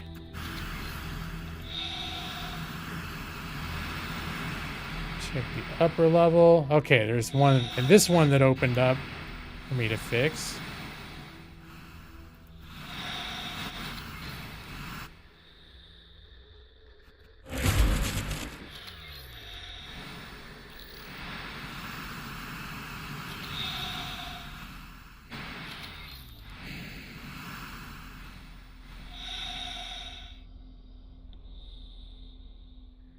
Oh, here's some treasure.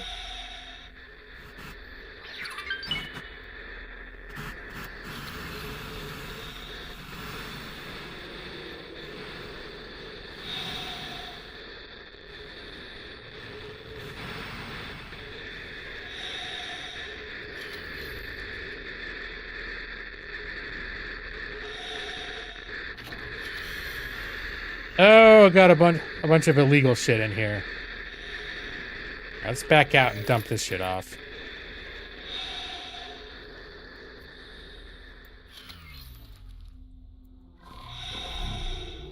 Security decryption system and AGI processor. We're just going to drop those.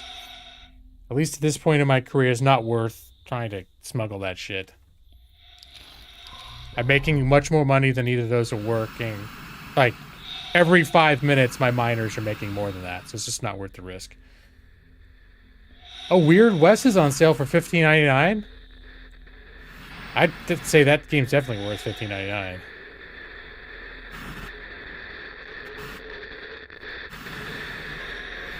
If it's your kind of cup of tea, that is. It is, in addition to having the name weird in the title, it's in some ways kind of a weird game. Alright, that was just a little thing to fix.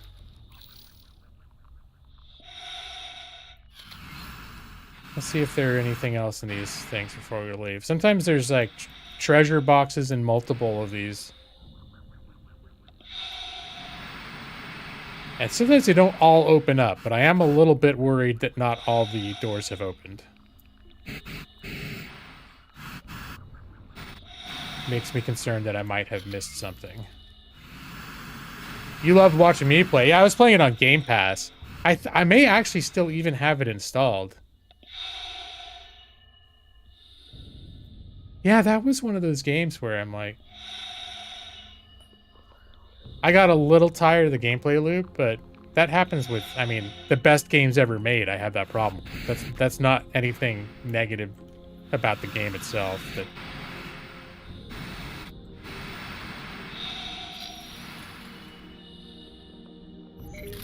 for future speeding tickets?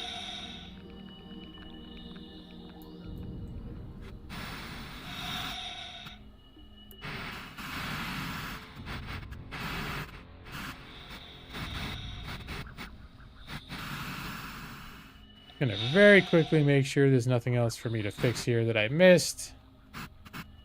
Looks like not. Going to establish Docking granted. the docking path back to our ship.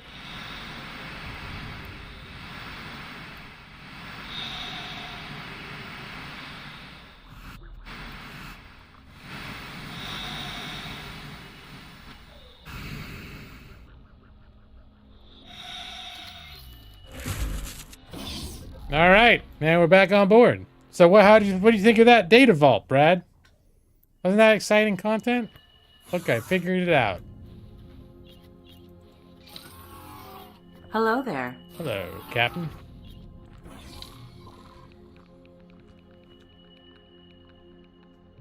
This channel could be called Tired of the Gameplay Loop. That's true. Maybe that could be part of the meaning of backdoor gaming. All right, we'll just leave that illegal cargo there. As long as we're here, we might as well do another long-range scan.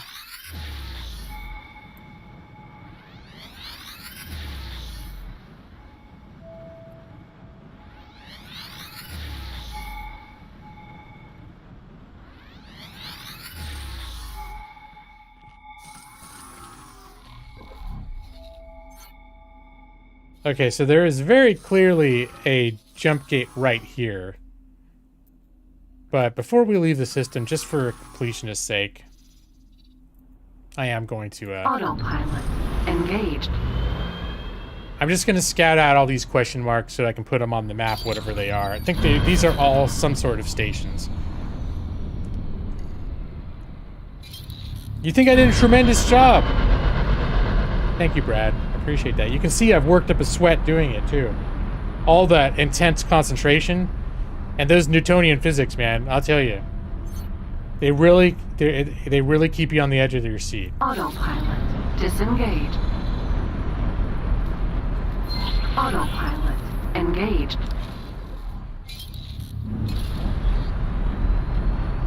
Right, see that guy? He's on the edge of his seat too. Look how excited he is. And of course, no one in the other seat. But like, who's gonna babysit the commander today?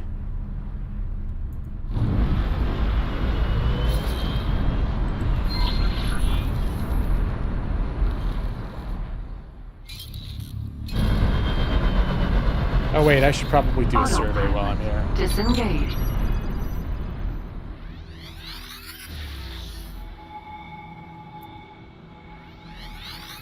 Make sure there's nothing obvious that indetectable by a scan.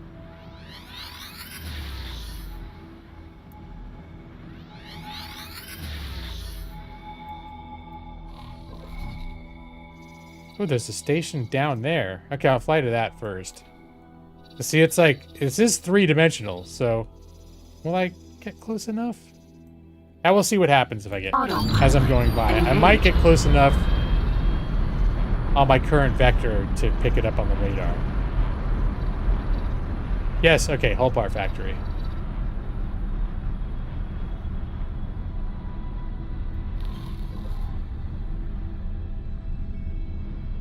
Hey, what were you doing over there? He looked like he was leaned over the console doing something like with his nose, but no. I don't want to catch any shenanigans. You know how I feel about shenanigans.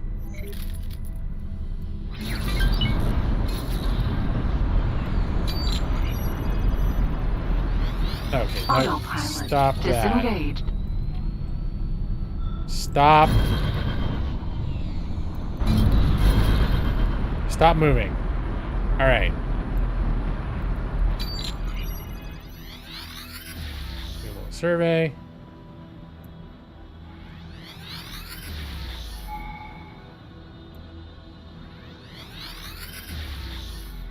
I could also be flying around like this, for more. You can get rid of the interface for more spacey space action. What do you think? Do you like it better with the where you can see the interior of the bridge, or in the old X, some of the early like an X3, the original X, and before that, there was no interior cockpit view. Period. Like you could mod that stuff in. It's considered like a hoity-toity, fancy, modern thing to see the interior of the cockpit.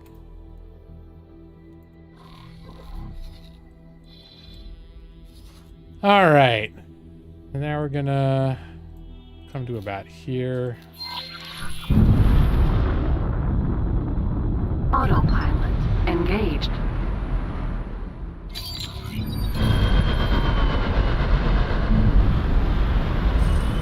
You like it better with the cockpit interior? I kind of do. It's a little more immersive. This is definitely more effective to see the space. Modding the Eagle 5 cockpit. Which one's the... I can't remember what the Eagle 5 is. Is that a real NASA... Is that one of those real NASA rockets? Or is it something else from a show that I'm not thinking of? Autopilot disengaged. Spaceballs! Holy shit, it's been so long since I've seen Spaceballs.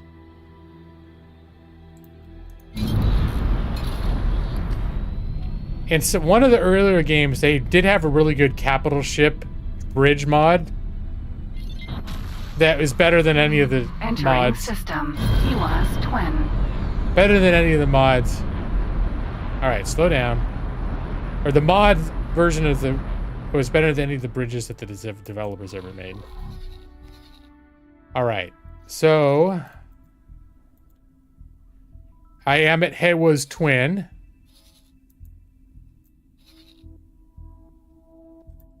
Alright, now I think it's time to get back to... I need to find Hewa's twin 5.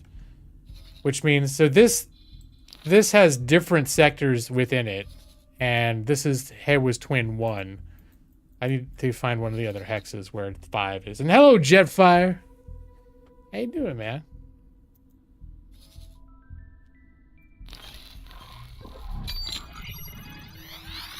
I did see it looked like there was another jump gate already on the map.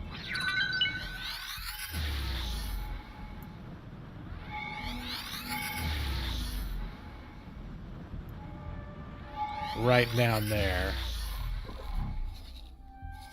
Unknown station. Oh, this is Talati territory. It's weird that they would have they've randomly got... Well, they're all over the place. But it just seems weird that I went through quasi-enemy systems to find more Talati territory. I'm very friendly with the Talati. Alright, so let's do this.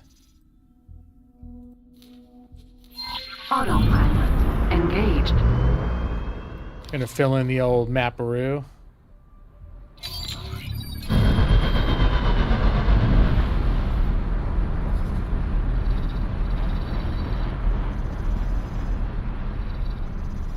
Hopefully nabs this station on the way down. Chip factory. It's nice to have all this stuff unlocked because once they're unlocked, like that information actually can become helpful later. Like you actually may need to purchase whatever wares they're selling for various reasons. One thing that keeps happening is I'll keep having ships built, and the ships require certain building materials that the construction station doesn't have, and so I'll have to look around the surrounding territories to see if I can find the station factory that produces that material. Then I will manually go and buy it myself and haul some over to the station that's building my ship so they can finish building my ship. It's good times. It doesn't sound like fun, but I kind of get off on that kind of thing. You know, supply lines, real economic factors. You know, it's a good time. Autopilot engaged. Actually, hold on. Disengaged. While I'm here.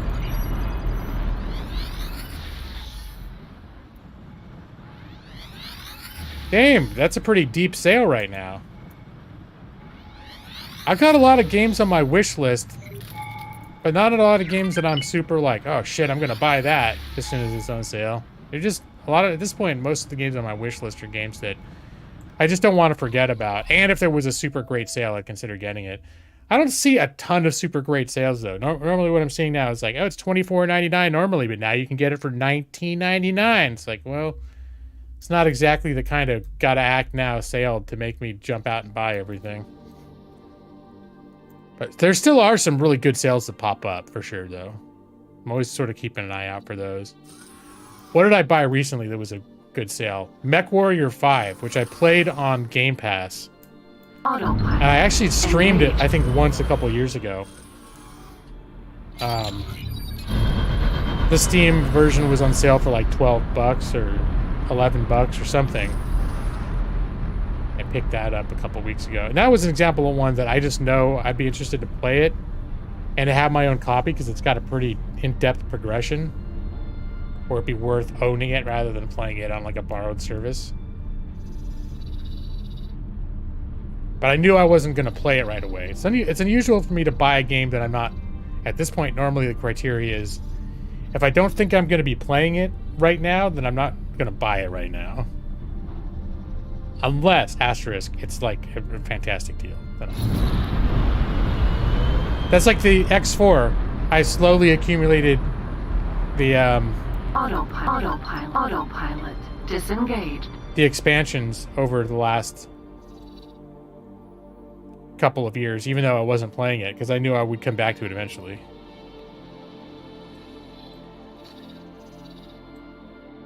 It's a hell of a policy, but it seems to be working. Well, I do buy a lot of games that I never finish. It hasn't fixed that problem.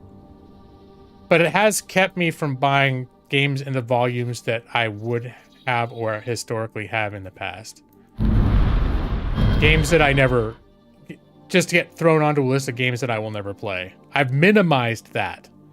Buying shit tons of games that I will never play. That is... Except stuff that's coming through me passively, like, you know, Humble Choice, that sort of thing.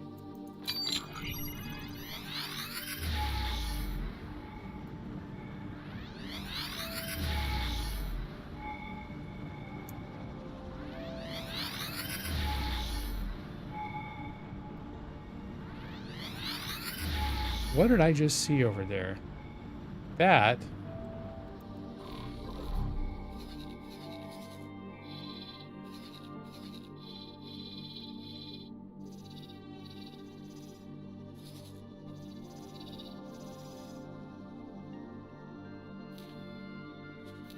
Autopilot engaged. Unknown object.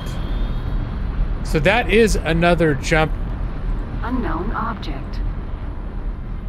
That's like a jump gate to another sector. Ooh, and this is pretty major. That's a major trading station up ahead.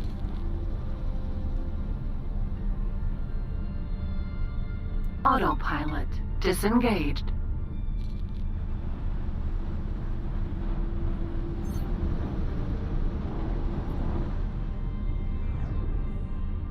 All right, so this station, this sector is turning out to be quite a hub.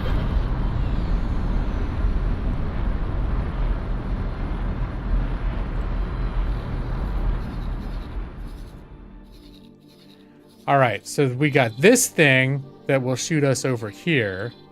This thing, I don't know where it's going to shoot us. And were those the only two things? All right, so I've got two things. I think since I'm right next to this one, I'll go ahead and check it out first. And let's just do another long range scan just to make sure there are no other big major features of the system that I'm overlooking. I'm pinging some special items, but probably not anything I want to do right now. Also, it'll pick up all sorts of random things. A lot of times they're lock boxes that I got to be in the right mood to want to deal with. Lock boxes are kind of a pain. Unknown object. I'll check it out. Autopilot. Engaged.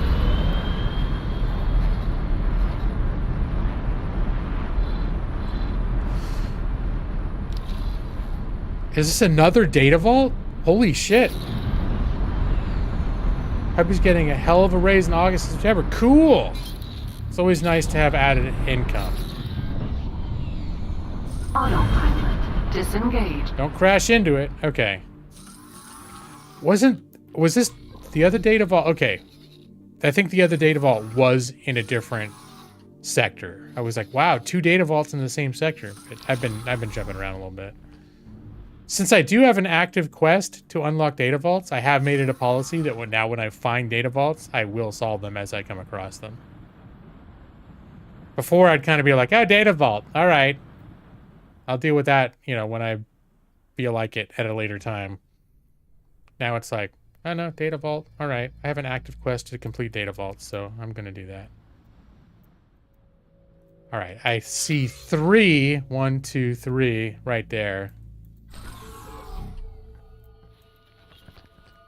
Get in the old spacesuit. All right, Brad, get ready. Buckle up. It's another space vault mystery.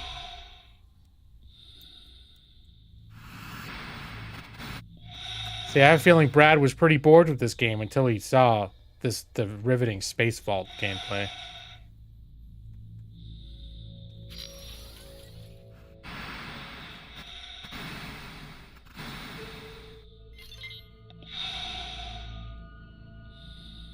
You are intrigued by the mystery of the space vault. I'm glad, Brad. I feel much better to know how your experience has become. It's gone from complete and almost violence-inducing boredom to fascination and intrigue. Yeah, the mystery of the space vault is totally titillating for Brad over there.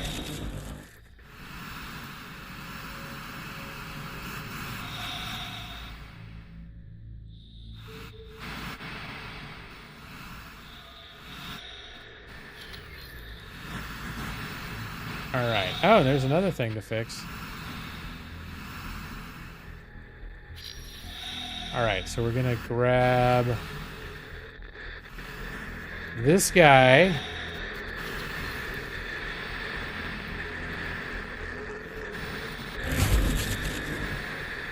Open more doors. And before we forget, gotta open. Fix this guy.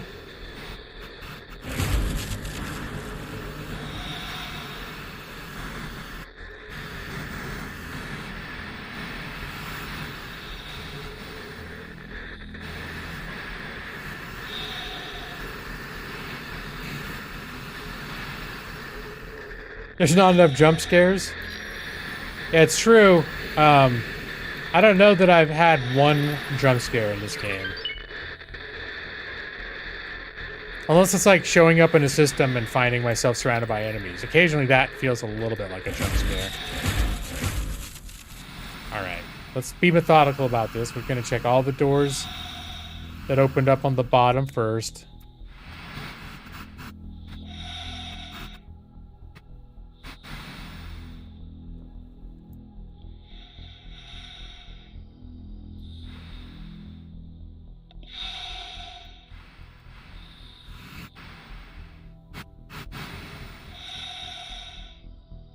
And I know this seems like a super smooth, easy maneuver, but with these Newtonian physics, let me tell you, this is quite the challenge that I'm going through. You can't see, well, you see the sweat, but, you know, you probably think it's just because it's really hot in here, which is also true.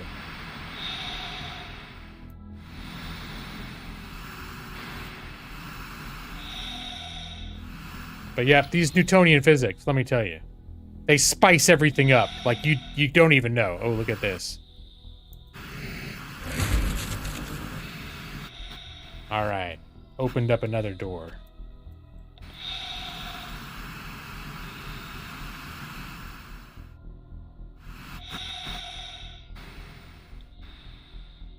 Up, there's treasure chest.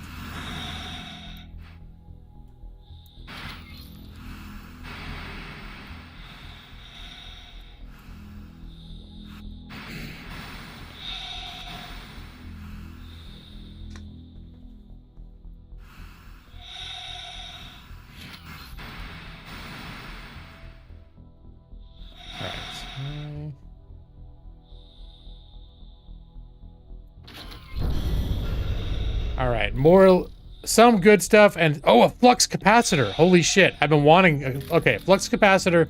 There is limited crafting in this game, and one of the items that you can only get through crafting, and some of it involves rare materials, like the flux capacitor, is something called SETI. It's not SETI like the Search for Extraterrestrial Life, but it's something that allows you to use time dilation to basically like speed everything up around you. So it kind of like lets you, it sort of like lets you adjust the game speed time, but it's happening in like actual lore. So instead of a game where you just can speed up time like Project Zomboid, and here there's an actual scientific mechanism that you literally create a time bubble around yourself to make everything around you go faster. But you can't do it until you've like researched or found the materials, the rare materials to make the device. And one of them is the flux capacitor, which has been on my radar for a while. Security decryption system, but not so much. It's worth 165,000 credits. That's painful to drop, but like I said, let me see. I've made more than that in the last 11 minutes passively from my miners, so it's just not worth. This is not worth the trouble. I'll have to look into it. I wonder if there's a way you can get stuff so you can, like, hide what your cargo is from the authorities. Maybe now that I have police licenses in some places, they'll stop scanning me in those territories. It's questions I'm not sure quite how... Is there a point at which I consider myself above the law?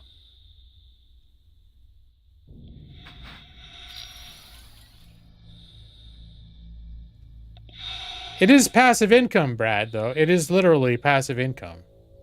I don't have to do anything, except occasionally replace my mining ships when they get blown up by Xenon or Cock. Sometimes your ships get blown up by a Cock. Docking granted. Alright. Time to head back. Back to our ship. See, look at that. I just received 181,000 credits from a mining ship that I just set up and have on auto mining. So, there you go. In this case, it's the real deal, Brad. You could learn to make my money by buying this seminar that I've put together. How to make passive income in X4. Make your parents proud of you by earning passive income in X4. Earn the respect and love that you never had as a child. And the affection and respect. Did I say respect already? Do you hate it when the cock blows up unexpectedly? Yeah, sometimes they just get real hard on you, don't they? All right.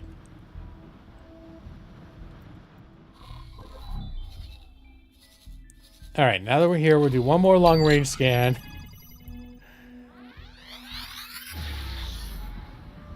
I know when I was younger, that used to happen a lot. Luckily, you know, I don't know. The cock isn't quite as unpredictable in my life now that I'm older.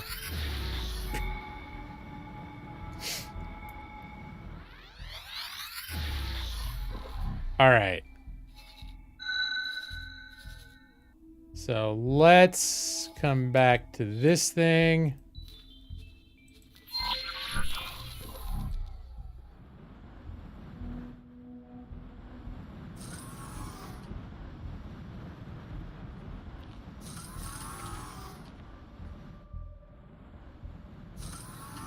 I guess it's not liking giving me manual guidance on that, but I found it visually anyways.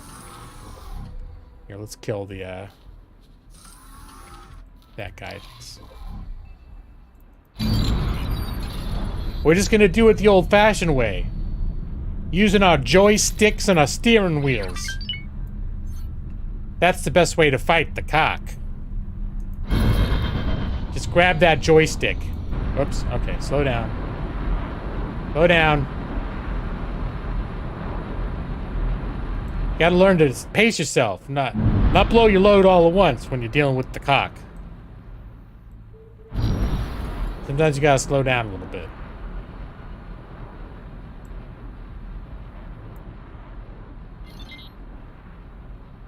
To unknown sector. Yes, that's where I'm going. Exploring the great unknown. Spock. A little autosave here. That's exciting.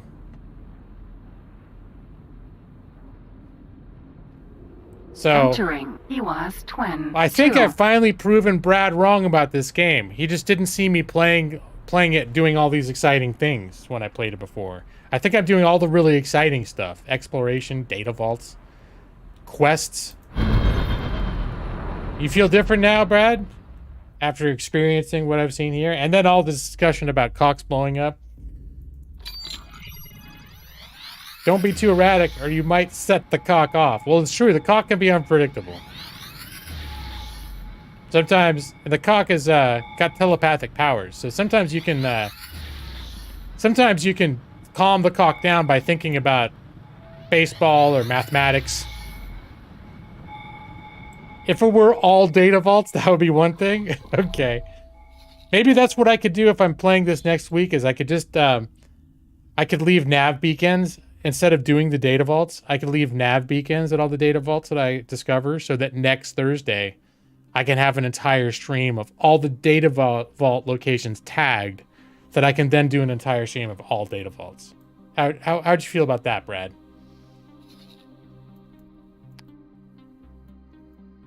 Okay, so this is Hawa's Twin 2.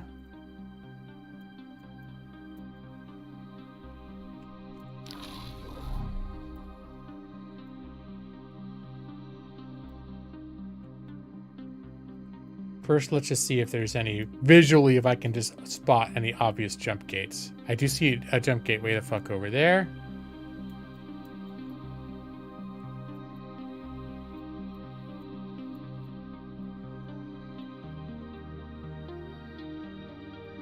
And I believe that is the jump gate that I just came out of. Look at that! More passive income, Brad. 42,000 credits just came through. And another 112,000 credits. In the last 10 seconds, I've made over 150,000 credits of passive income. Buy my seminar to find out how.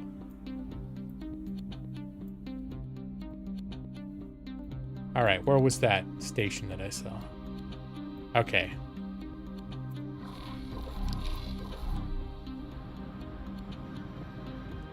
There it is. I'm just going to point myself at it and just start going in that direction.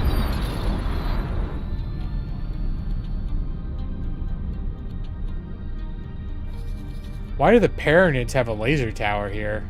That's weird. This is very... I should look up if the Paranids are at war with the Telades.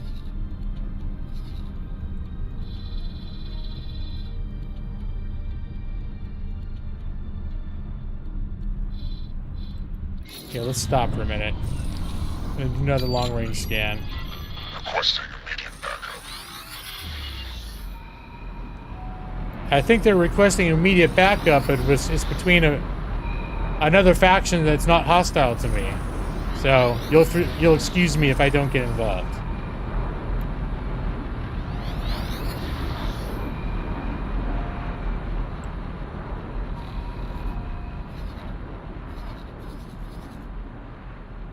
That sure would be something special. Oh, I'm glad to think that. Now that I know how excited you are about that, I'll have to really think about it.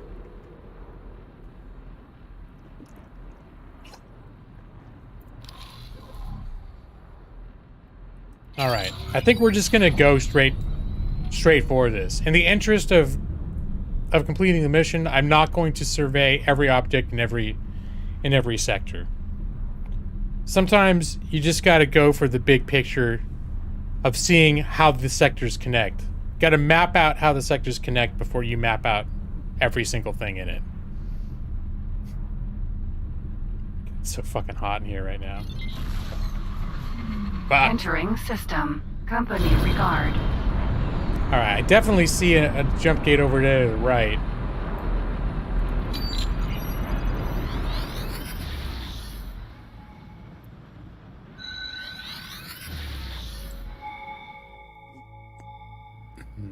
That's the one I just came through.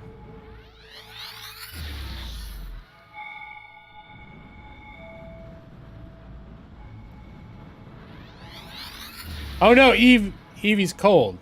Well, that's the opposite of how I'm feeling right now. So I'm a little envious that you're cold.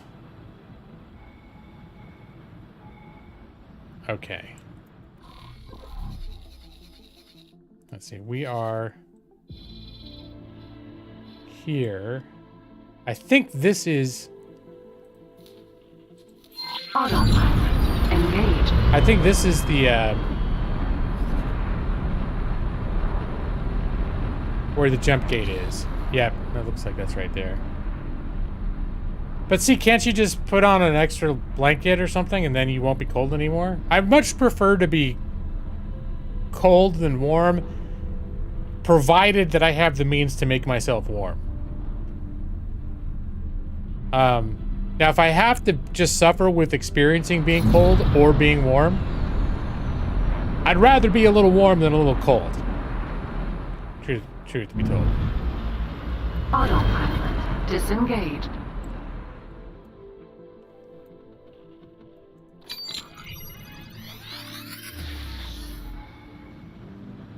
But in general, I prefer colder weather because it's easier to get warm and colder weather on a practical level than it is to get cold when it's warm. Just take it off. It's not. I'd have to get it at OnlyFans to do that. OnlyFans. All right. Do I want to jump? I'll jump through this thing now just to see what's in there. It's probably going to take me to a whole different area.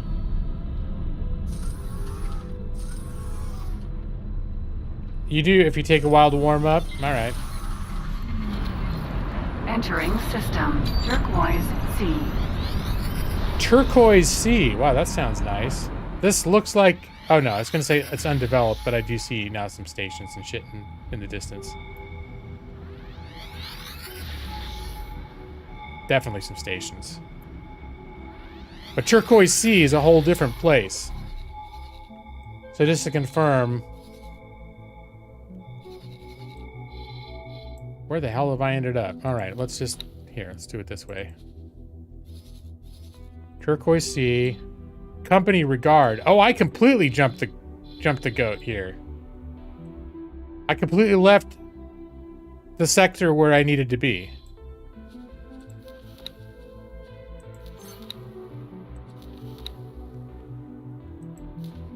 Yeah, I need to go back.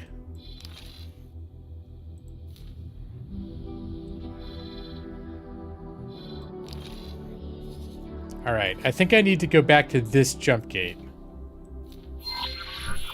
Autopilot. Engaged. Even though there's tons here, I just don't need to be here yet. Autopilot. Disengaged. Autopilot. Entering system. Company regard. Autopilot. Disengaged. All right, tearing through space. with my best friend. Dude, quit snorting stuff off of the panel, bro. I'm right here. I'm your employer. I have a strict no snorting lines off of the dashboard policy on my ship.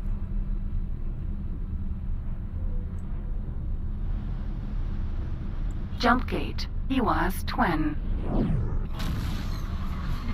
Entering system. EWAS twin. Autopilot. Engaged.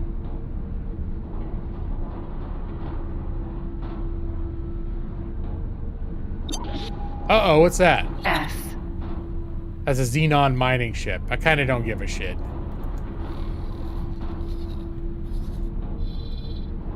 Although I think there was an actual warship escorting it. Oh well, it's gone now. Oh, that was just the mining ship. I mean, I kind of don't care.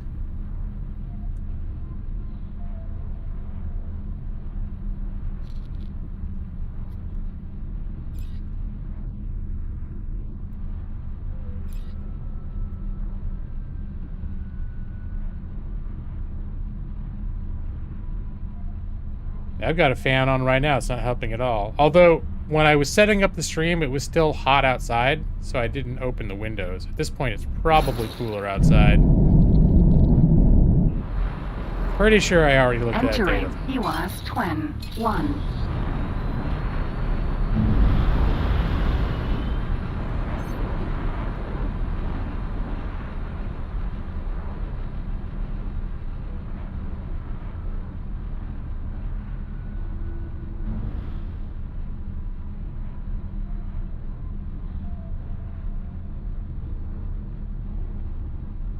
All right. Autopilot disengaged.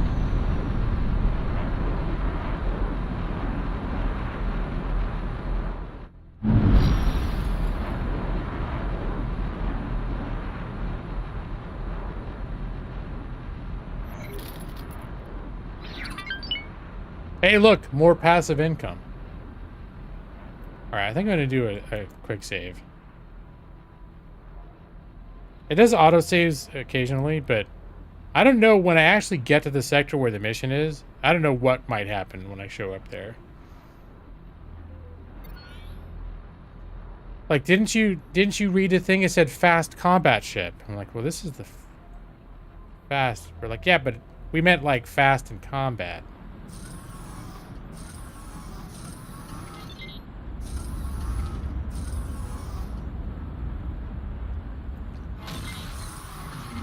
Entering EWAS twin 3. Okay, so this is 3.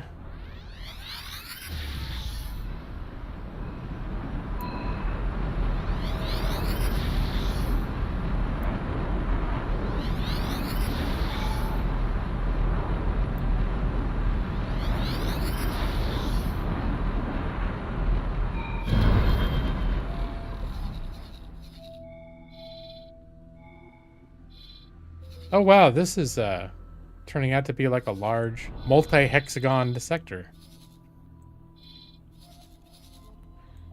So lots of unknown stations.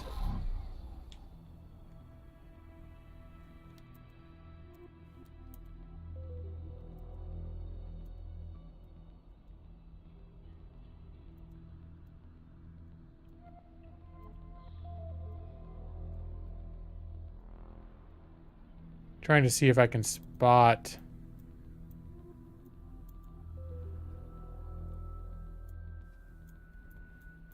jump gates.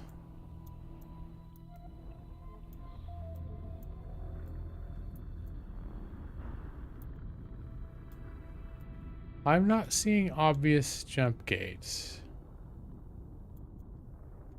Maybe over there? All right. I'm just have to start going. Autopilot engaged.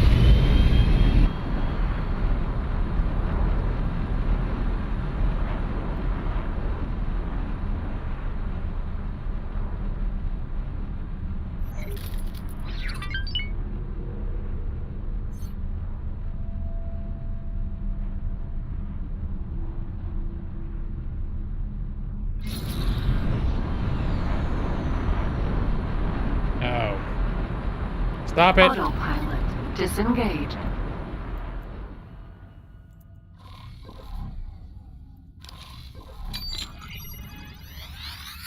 Looks like there might be something up there. It's gonna take me to a different part of this sector.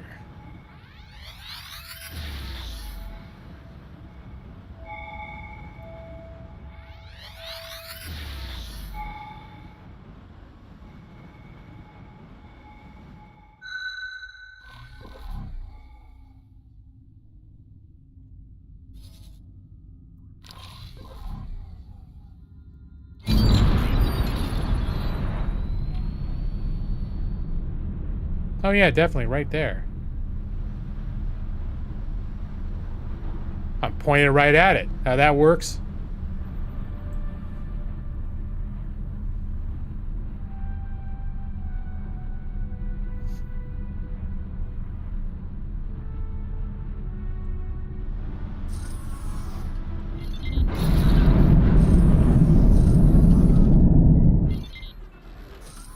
Entering Iwa's twin for the Cove.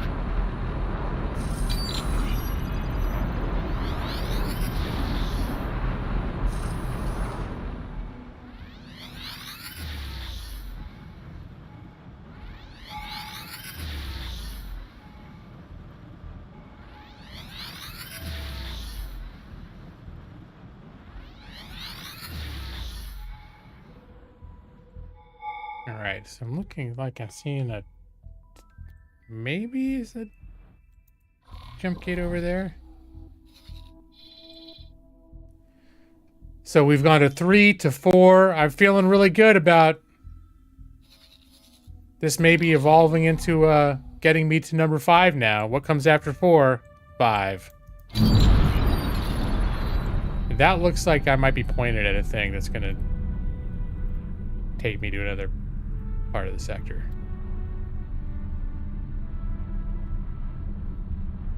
So I know you all been on the edge of your seat, wondering when am I going to find this destination?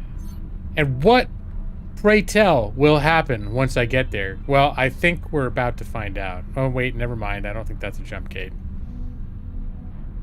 What the hell kind of thing is this? Pirate base. A pirate base? Hold on. Oh no, pirates, they don't care about me. Well, if I'd grabbed that that illegal piece of software, I probably could have sold it there though. You paid for the whole seat, but you only need the edge of it. See how this worked out?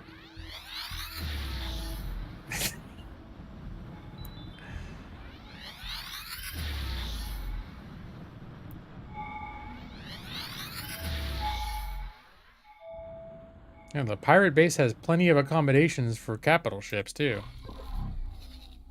Okay. So, let's see.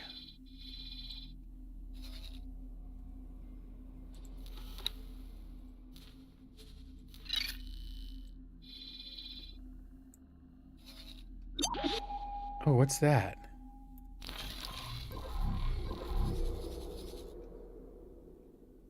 It's a Xenon! And it's going after that guy. Autopilot Here. engaged. He seems like a vulnerable sort. How dare you pick on my friend who doesn't like me but not enough to shoot at me? M.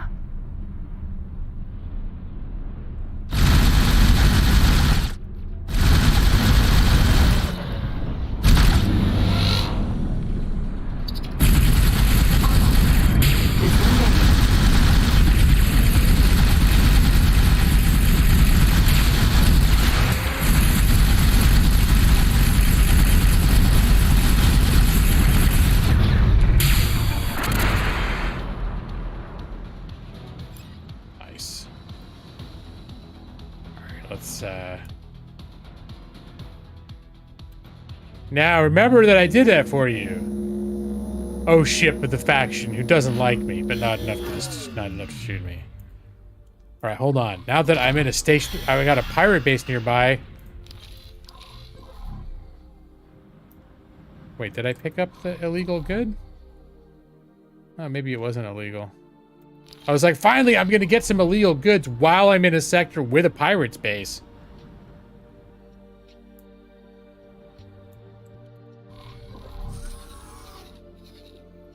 I'm a little disappointed, though. It seemed like I was on the right path to finding a way to the number 5 namesake in the system, but apparently this is a dead-end sector. Autopilot engaged. Still gonna keep my eyes open just to make sure I'm not missing anything, but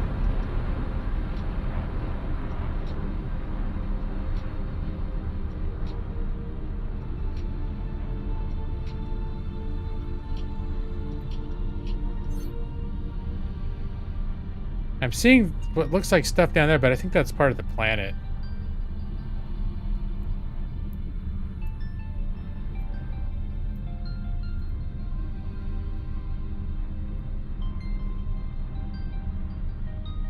Yeah, my co-pilot, all right. I know what you're up to down there, buddy. He's like, oh, I'm just looking really close at these readouts. He's snorting shit off of the dash. I've been pretending not to notice, but I'm starting to call it out. Disengage. Entering EWAS Twin 3.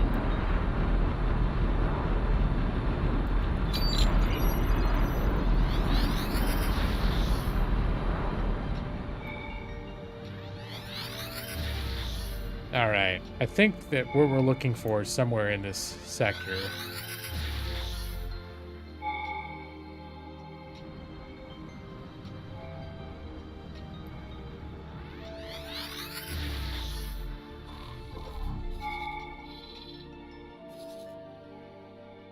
All right, let's come over here. Autopilot engaged.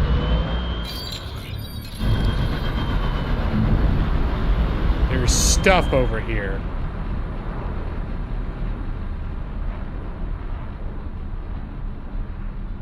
And how you doing, Matus? Did you go study up more about the X franchise while you were away?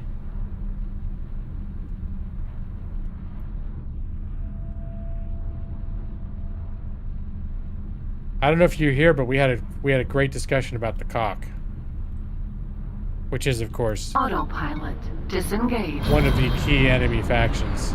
All right, there we go.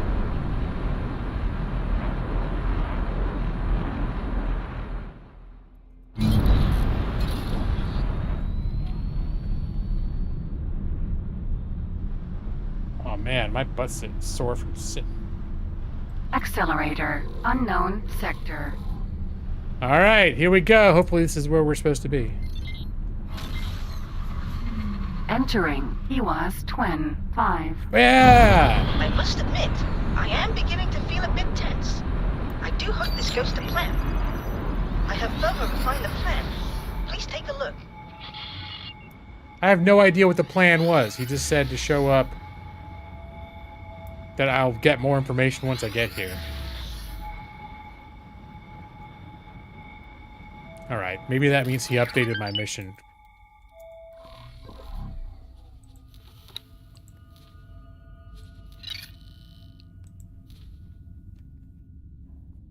All right. So he has, in fact, indicated some place in the middle of BFE that I'm supposed to fly to. So I'm just going to do that. Autopilot engaged. But, oh my gosh, just realized. Oh, I've been sitting, just sitting. My ass is really sore right now. I'm ripe for an attack by the cock. That's not why I'm sore.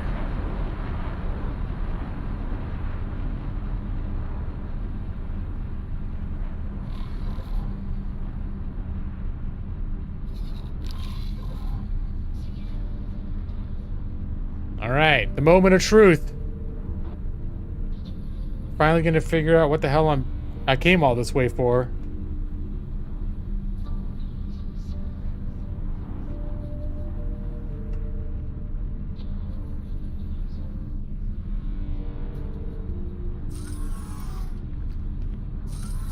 All right. Oh, now he's sitting over there. Yeah, he really is bored. Now he's going to get up and come back over. All right, never mind. I'm just going to stop paying attention. All right, so that... Queen's Guard.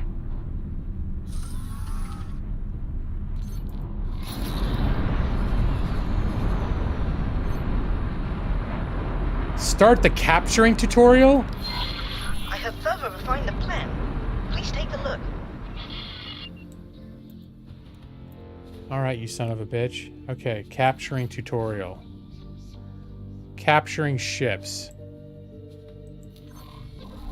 You can abort this tutorial and the tutorial... As you can see, I wish to escape the station via a chartered freighter. There are actually multiple ships involved, as to confound anyone wishing to track me. I would like you to protect any ship which should get into trouble. Fly close to an ownerless ship?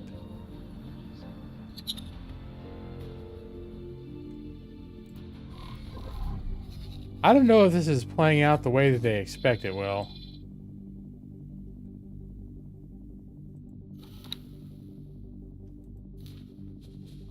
There's no pilot on board. Oh, well, there we go. There's our ownerless ship, isn't it?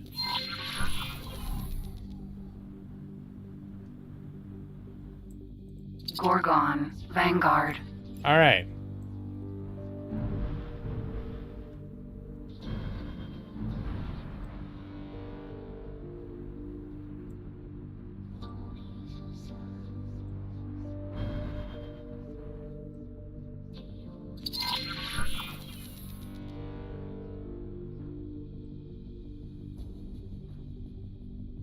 All right, I know how to get out of my damn chair. You don't need to tell me that. But...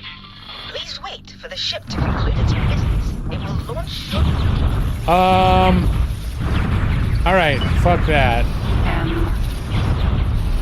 Sorry, I got a guest here.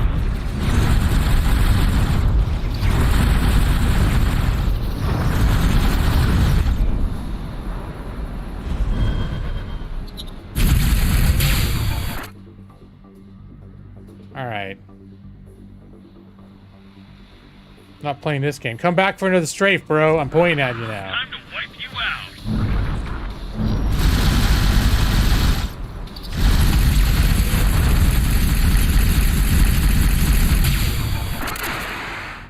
All right, was that... Please protect this ship from any harm. While it is a decoy, I would rather no harm comes to the crew. All right, that's fine. I think that was just a... I don't know if that was supposed... I think that was a random encounter that just happened to be here. I don't know that there was supposed to be a Xenon... A Xenon Raider craft just happened to be there. That was an unintended coincidence. I am successfully aboard my transport and en route to the installation. Where is the boron? I will check security logs. Oh, that didn't take long at all. It seems my disappearance has been noticed. I expect my ship is at a safe distance. I can't say the same for the others. Please be alert. I will order our ships to intercept targets. You will join them while I investigate further.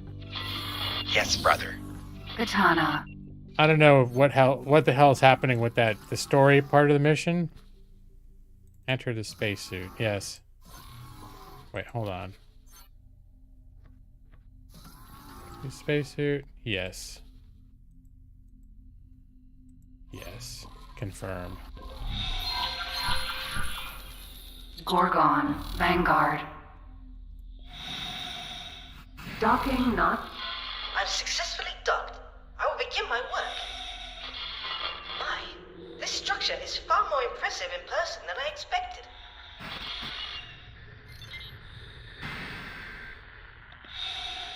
Oh, shift 2. Okay, I have navigated toward the ownerless ship.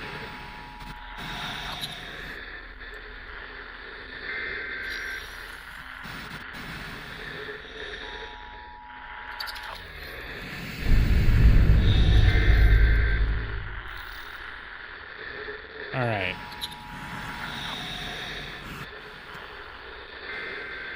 Where exactly am I supposed to navigate towards?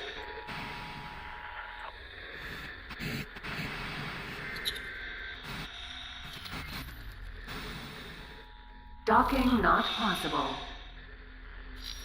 Sometimes the tutorials are a little, like, janky. I think I'm experiencing.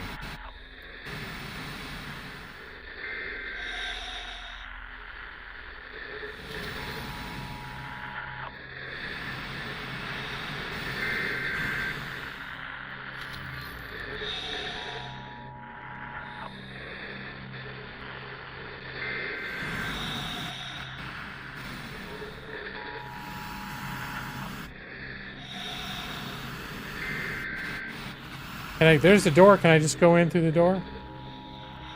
I think whatever's making that noise, I probably have to go towards that.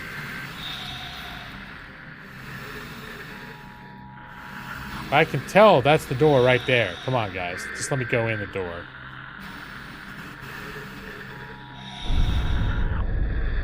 It even has a green sign.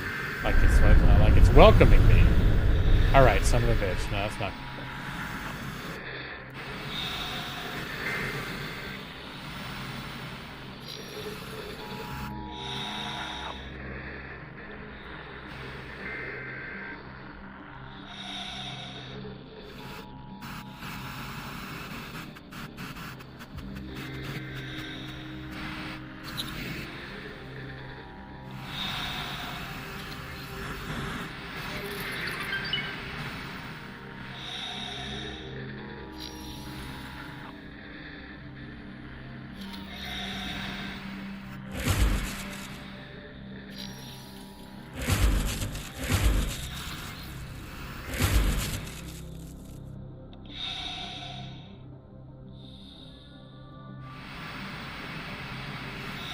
Docking granted.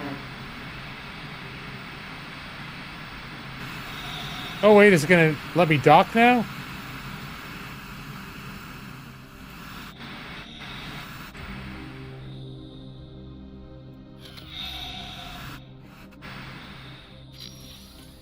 They didn't tell me to do this yet, so even though this is probably the right way to capture a ship, doesn't mean that the tutorial is not going to be totally busted.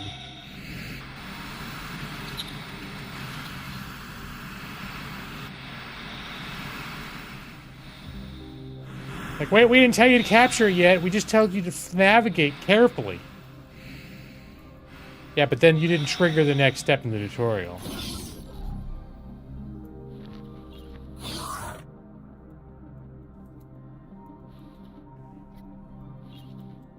Alright, it's being a bitch about it. Okay.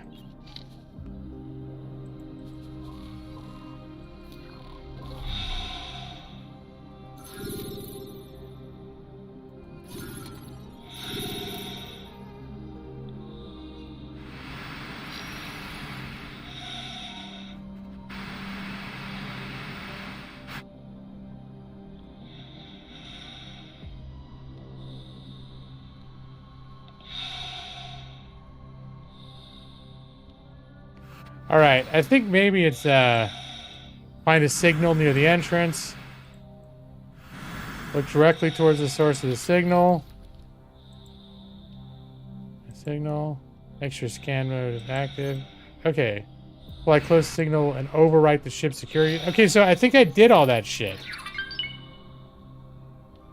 I just wasn't doing it when the tutorial told me to do it.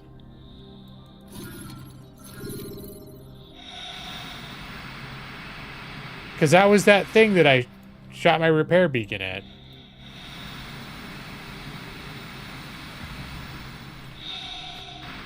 Alright, I think I'm going to kill the tutorial because I actually captured the ship. The tutorial just doesn't know that I've captured the ship. Docking granted.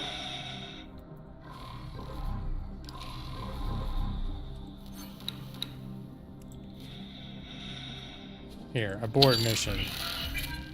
Escape plan. Escort the ship out of the sector.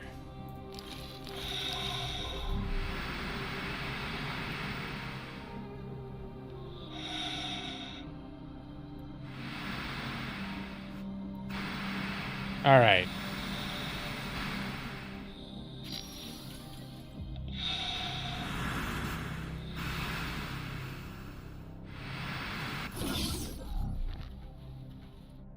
It's a cramped little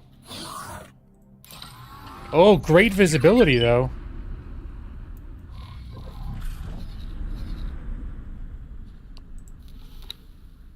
Alright, where's my katana on the map here? Dude! Here, you... escort this thing that I'm in right now. Here, defend it. Joining squad. What is katana? What is it? What's your default behavior that you think you're supposed to do? I didn't tell you to do any default behavior. Oh, whatever it is, now your default behavior is to defend this ship. So you have to come back here.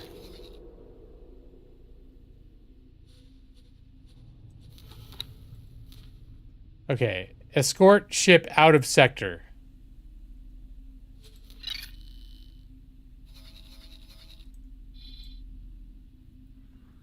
Autopilot engaged.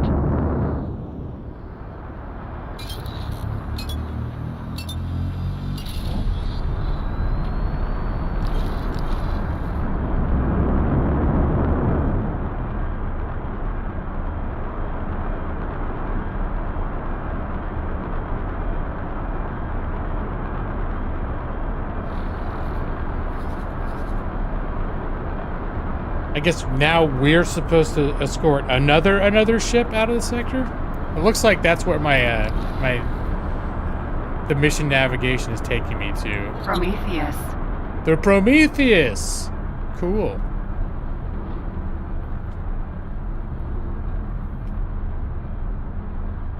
Did you guys ever watch the original Robotech in the 80s? I'm not going to do that. Then prepare to die. I don't know what's going on. None of my business. The SDF-1 had 2 naval ships attached to be its arms, and one of them was a Daedalus, and the other one was an aircraft carrier called the Prometheus. Ever since then, I thought Prometheus was a cool name for a ship. In fact, I'm surprised I haven't named any of my ships in this. I haven't named the Prometheus yet. Brother, the boron is not on board that ship. Return to base. Acknowledged. About that, pilot. You will regret crossing us. Unregistered armored transport detected. Owner, Duke's Buccaneers. Destination unknown.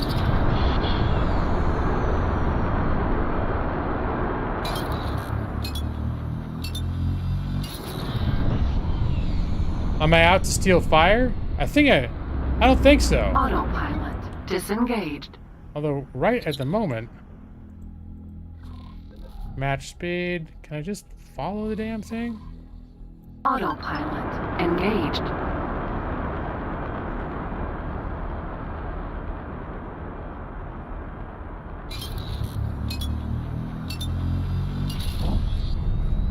Autopilot. No. Autopilot engaged. See, yes, the step is still escort ship out of sector. Thanks for your help. Dock at Grand Exchange headquarters.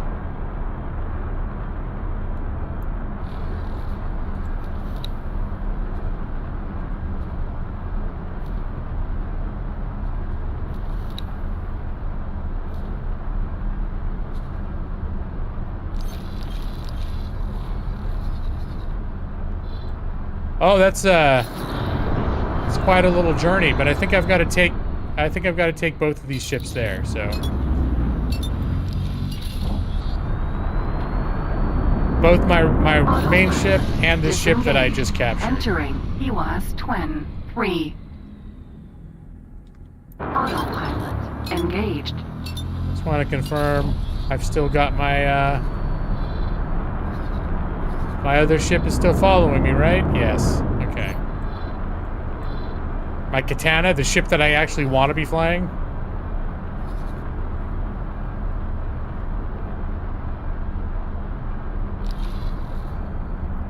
See, this ship's cruise speed, it's just barely able to pass, let's see. Actually, it's speeding up. 2,500, 2,600, 27. I wonder how fast does this thing go? 3,000 ms. So this actually is building up some speed. The acceleration leaves something to be desired.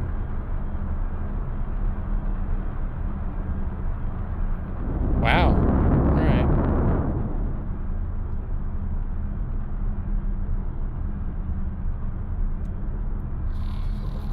The Gorgon Vanguard. You have some interesting cargo there. Dump the cargo. No, this is not good for business. Alright, it's just chatter, not us. Yeah, it's nothing to do with us. You really shouldn't have done that.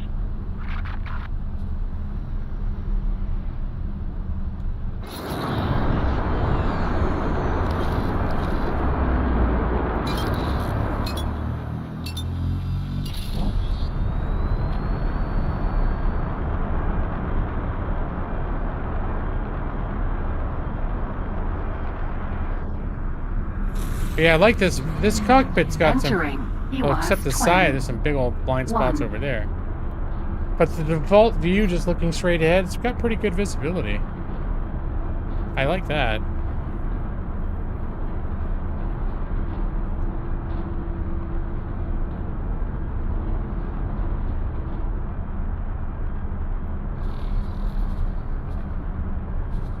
Let's see. So we're gonna go ship information. Channel information.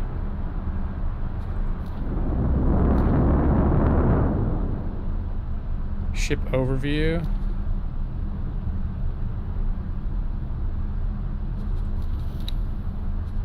Plasma cannons. Does have 4 turrets. Shields. Oh, it's got a fuck ton of hull and shield. This thing's beefier than what I've been flying around. Entering system. Trinity Sanctum.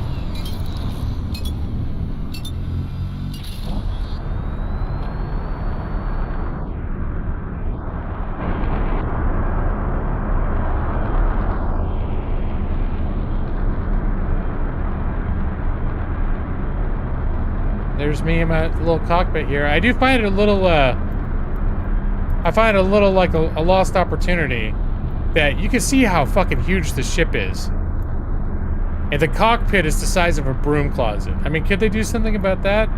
You know, I like bright, roomy areas. I mean, could there something to be said for cozy?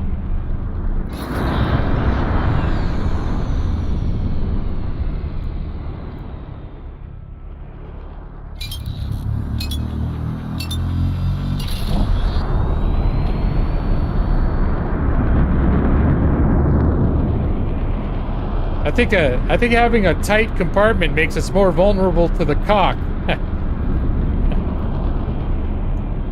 I thought of that myself.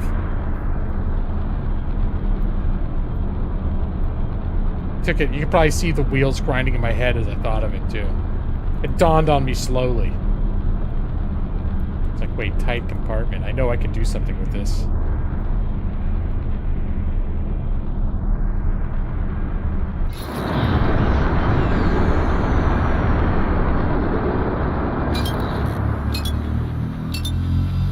And hey, what's up, Mine69? How you doing? How you doing, man? Mine69. Showing up for every stream. Because Thursday nights. I stream every Thursday night. You can take it to the bank. Oh, shit. Did I just crash into that thing? I certainly did. Autopilot is a dumbass sometimes. Luckily, it only took like 8% off of my shields, so not a big deal. What are you doing, bro? Okay, stop it. Disengage. Stop it. Stop it.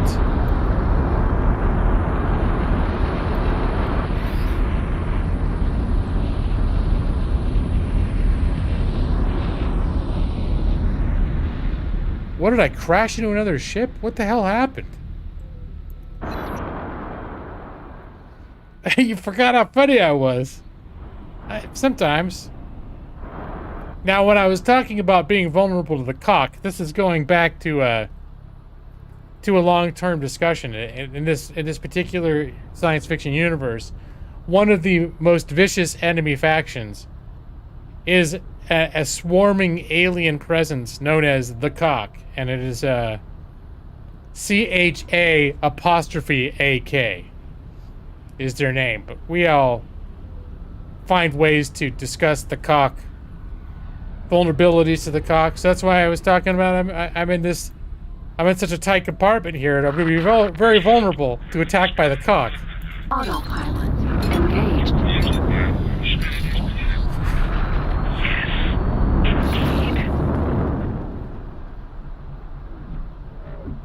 Autopilot engaged.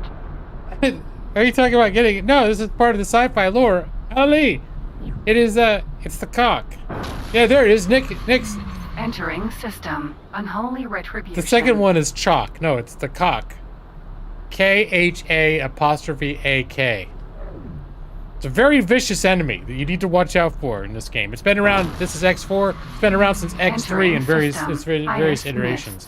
The Cock has been a threat in at least 4 X games so far.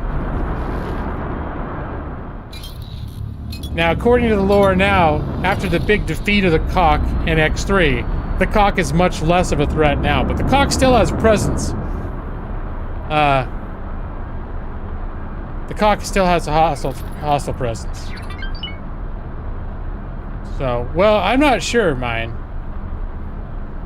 If it pukes white stuff, it wouldn't surprise me. I wouldn't put it past the Cock to puke white stuff all over the place. Sounds like exactly the sort of tactic they would employ. Based on my experience with the Cock, it's very likely.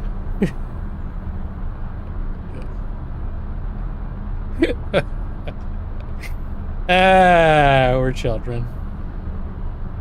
Good times. How you doing, Alali? Oh, get it? Not hit the ship. Okay. Entering system. Nobilius Fortune. My autopilot is extremely paranoid not to hit asteroids, but it doesn't give a shit about fucking up other live ships. Yeah, it happens sometimes. It does. Aside from that, I'm warm, and don't worry, I'm not warm because of some kind of an encounter with the Cock. It's just warm in my room right now, and I've been bitching about it all day. Entering. Aside from that, I'm doing pretty good. Enter the elevator.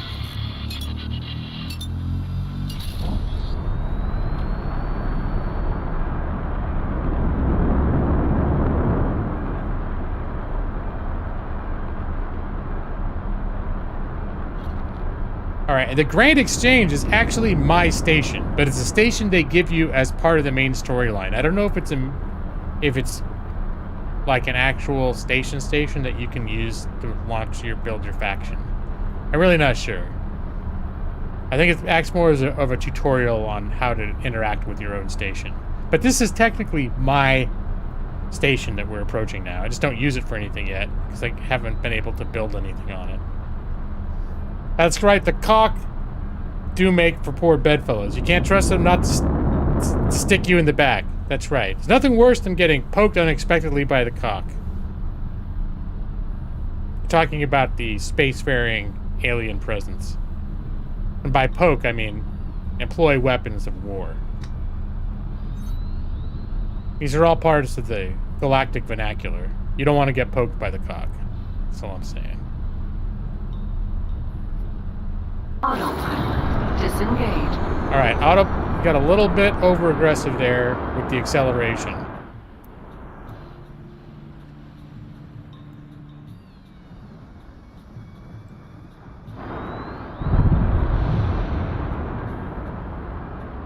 Headquarters. Docking granted. Gotta dock with the Cock. Oh wait, no, there's no Cock here.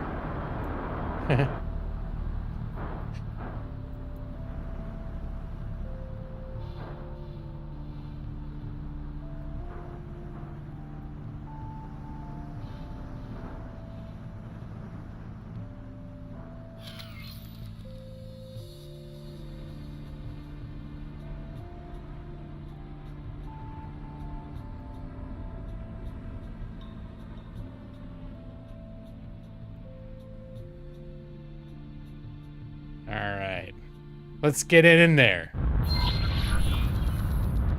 A science laboratory?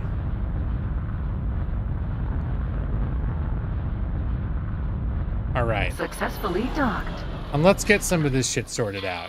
It's an honor to have you aboard. Thank you. I love it when I land on my own station and they talk about what an honor it is that I'm here.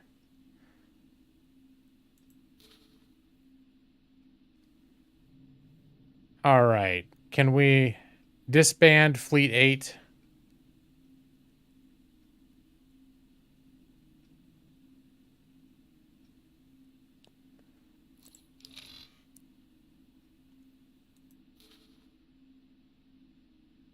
Defend commander.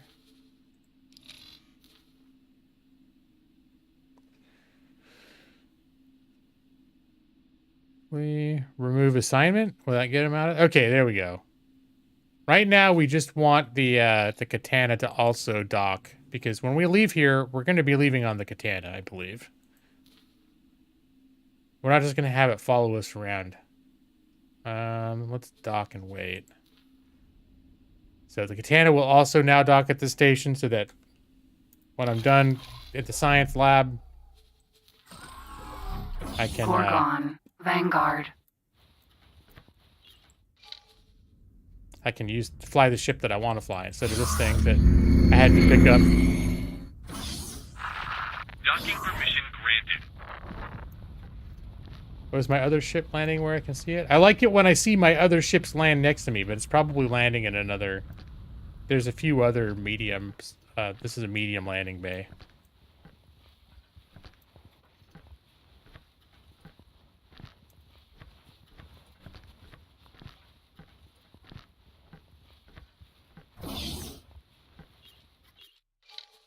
I didn't even know that I had a science laboratory.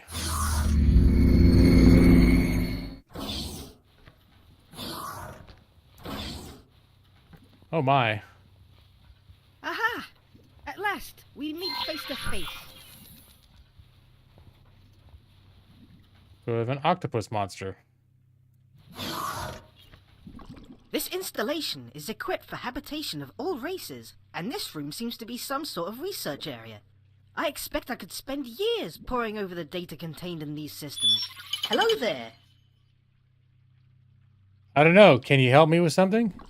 Yes, I have already made some progress. There appears to be several things we can research at this facility. Please take a look. What am I... Hello there! What am I looking at?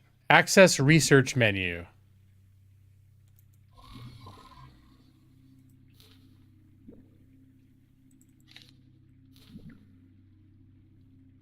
All right. Where? Oh, I guess it's right here. Research. As you can see, there is much to do. I personally find mention of this teleportation irresistible. I like that one. But I leave it up to you to decide what we research first. Please note that these research items have certain requirements. Teleportation means I don't have to take elevators to get back to my ship. I think I can just teleport straight to my bridge. And teleport straight from one ship to another ship, if it's within range. It appears some Terran technology was being used to research teleportation over long distances. Yeah, I'm gonna start researching that shit. If you could, please gather the required materials. 100 advanced electronics and 2,000 energy cells. Okay, that's significant. It's just sword fighting everywhere. Yeah.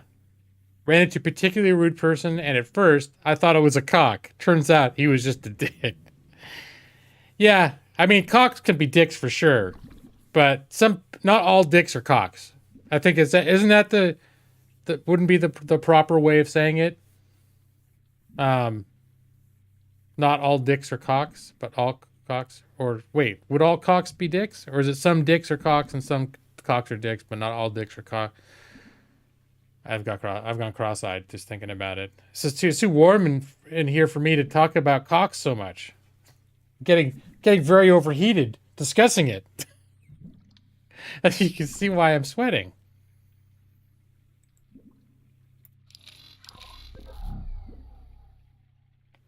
All right. So what, do I have any official mission at this point with regard to this? Teleportation. All right. So my mission now is to complete the teleportation research project.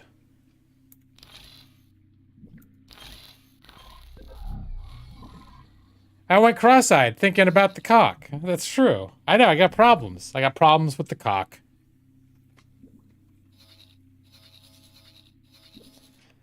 All right. So wait, how much was it? How much did I need to bring? Research. Let's start with advanced electronics. We need 100 advanced electronics.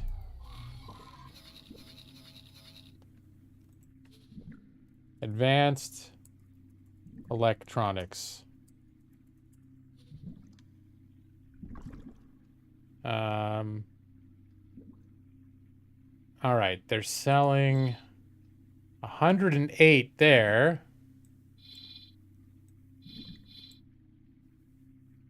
113 there for cheaper.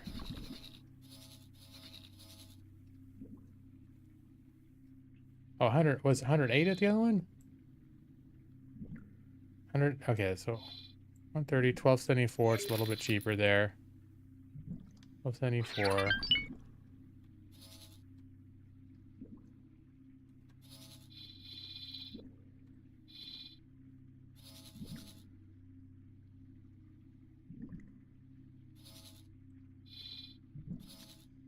Oh, right there. Okay.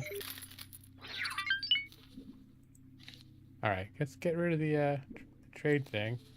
All right, this advanced electronics factory is going to accommodate me. I actually do have a trade Did ship. a blinking light ever catch your eye while you were minding your own business All right. in an asteroid field? Maybe I don't The want to. Taladi traders that pass by our headquarters simply cannot stop talking about how to best find these crystals and how much they manage to sell them for. I think I'm going to finish doing this in another room because that guy is very distracting. All right, let's see. Where is my trader? It is the Kestrel Vanguard, I believe. Shit. Or is it the... No, it's the Kestrel Vanguard is the trading ship. No, that can't be right. 760? 1630? Drill. Wait, where...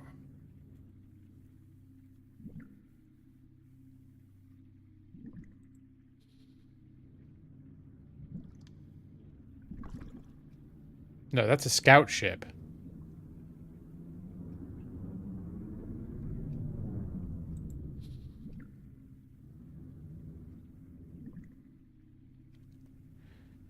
All right, now I'm getting confused.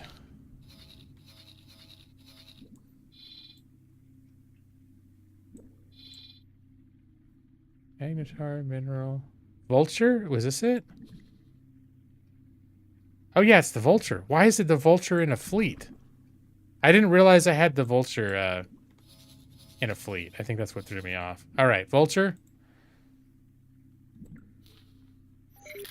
You are going to trade with them. We're going to grab 100 advanced electronics.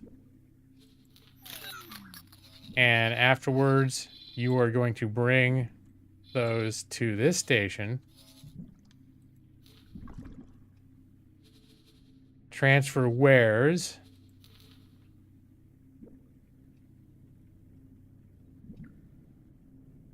Oh, I guess wares is not the thing. So maybe it is trade with the station. Trade with station.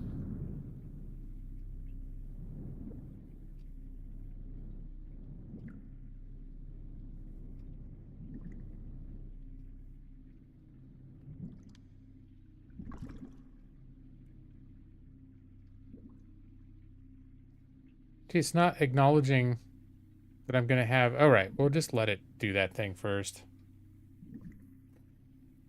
Normally, it'll... If you're doing it in a sequence...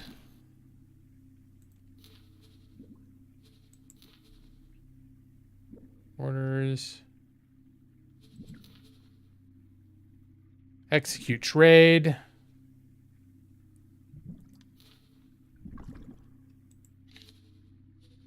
just try it one more time. It's going to be the vulture.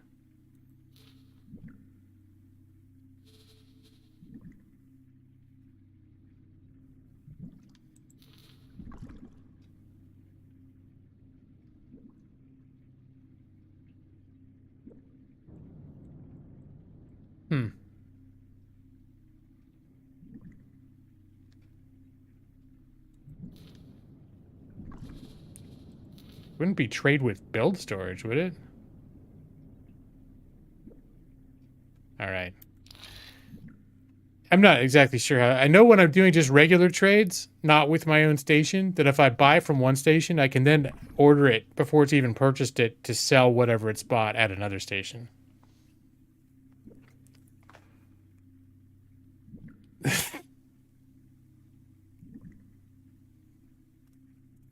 You almost went cross-eyed. I'm just seeing now that the conversation has progressed. That mine almost went cross-eyed when he discovered his cock. You remember it's important to include the apostrophe in it. I believe without the apostrophe, it's a reference for a very naughty thing in an alien vernacular.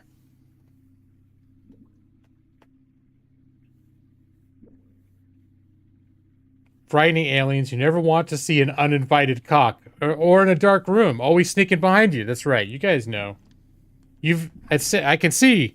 And this is what's really surprised me that I've learned this evening when I started playing this game. The latest news about the Hatikva free Nope. assistant. And I'm leaving because I don't want to hear it. Stop talking. My tentacles are itching to explore the Don't tell me about your itchy tentacles.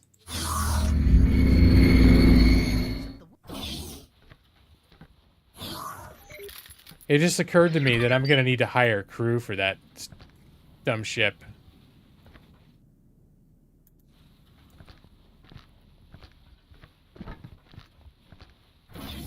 If I want to have it automated, I would need to hire a captain for it.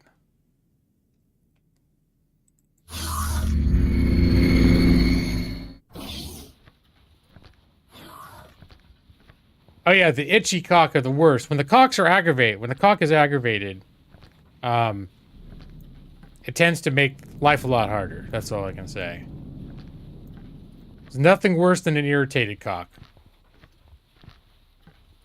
It's a well-known adage. Attention all departing pilots. Pirates have been seen in the sector. Be careful.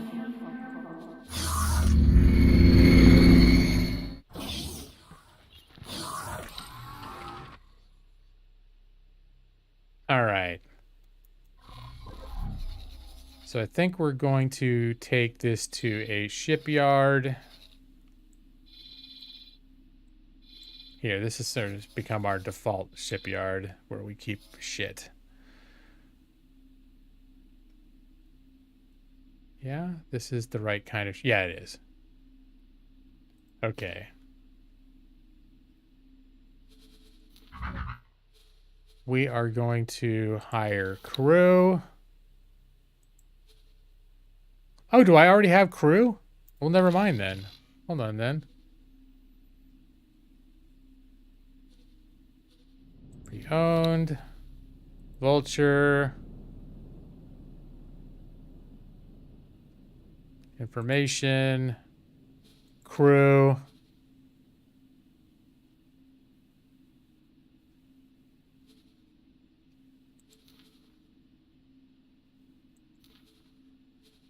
Oh, there is a cat. Wait.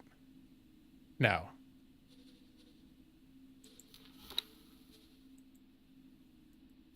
Information. Vulture. Crew.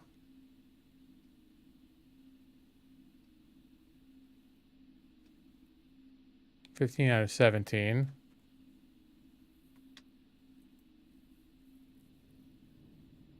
Now I can't remember where it is, but there's a way that you just promote one of your existing crew.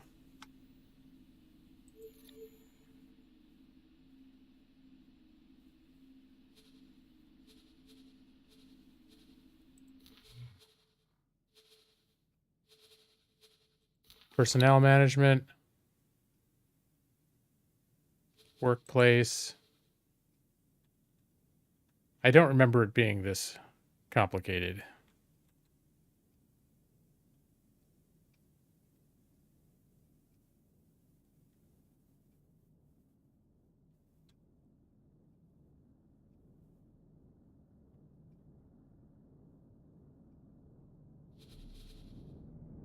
I'm in fact starting to question whether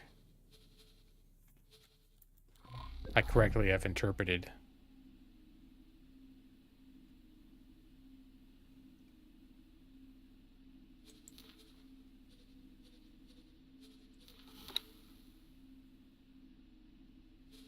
Oh no, the Vulture Vanguard is not the one in question. What I'm trying to figure out is the Gorgon.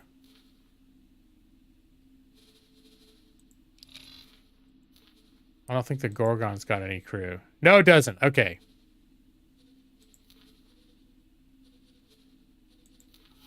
The Gorgon we got to take here.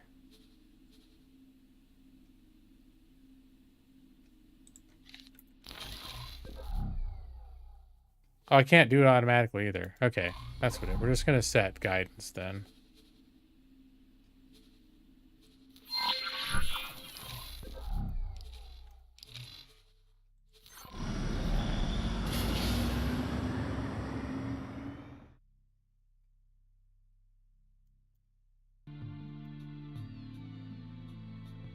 And we'll have our katana escort us because I want, when I'm done getting this thing set up, I don't want to have to fly it anymore. I just want it to have its own crew so I can tell it to do shit. Maybe I'll send it to that sector where everyone gets blown up. I'll tell them to patrol. Then I'm... This is not necessarily a terrible ship. It's just not the ship I want to spend my time flying around. That's the thing. Nobody owned katana. You're going to defend. Joining squad. There we go. Defend the Gorgon.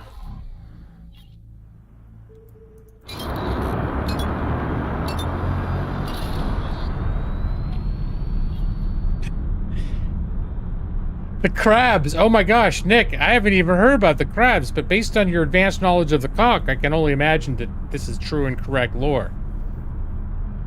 The crabs are a natural enemy of the cock. And wait, Dark Jake knows it's got more information about the cock too. Right? You guys are very you know a lot more about the cock than I do. I'm discovering. And here I thought I'd have to explain everything to you guys, but it turns out you know a lot about it. I didn't even know about the crabs. Operative, there are new developments you might be interested in. Meet me once you can spare a moment. Oh, interesting. I'm guessing that's my, I think that's my Terran Protectorate contact.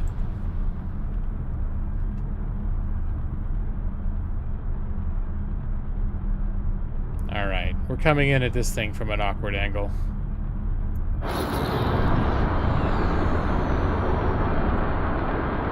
That's what she said.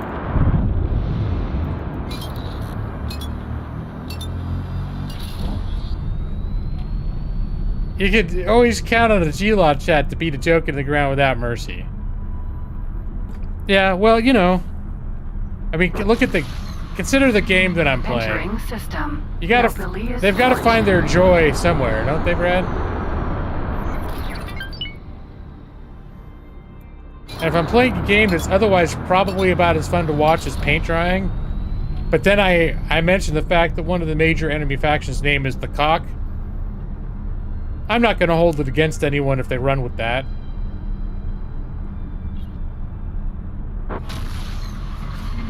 Entering system. IS. Oh, the girl was a Cock operative. Oh my gosh, you gotta watch out. And they pipe Cock in the game? And I don't know. But it's worth keeping an eye out for. There could be lots of different types of Cock. No, go away, leave me alone.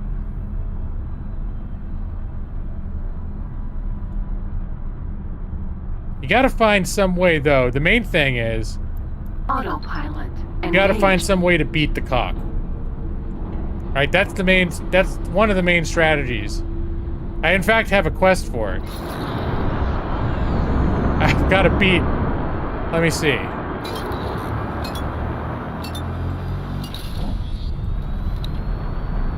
You can do your part. I've got to beat 8 cocks. I already beat 1 cock. I got to beat 7 more cocks. So, gotta keep an eye out. You know? It's just work. It's just work. You know? Entering system. Pontifex's claim. It's a job.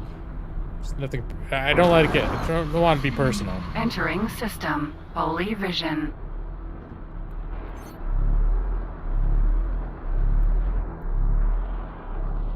Yep. Kind of a weird looking ship. You're in trouble now. Entering system. True sight.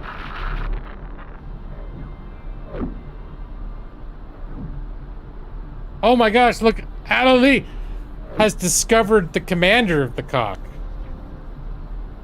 And it looks like it is Pipe. Maybe Pipecock was the cock commander the entire time. My hands are going to be sore from beating so much cock. Well, if I were successful in doing, Dude, stop it, dude. Where are you going? Stop it.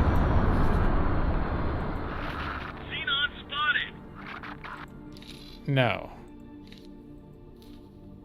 Here, start guidance here. I didn't realize when that quest lady popped up, it automatically changed my guidance. Autopilot engaged. Get your... I was like, why is it going away from the highway? Get your ass back to the highway. Awaiting orders. Autopilot disengaged. Autopilot engaged.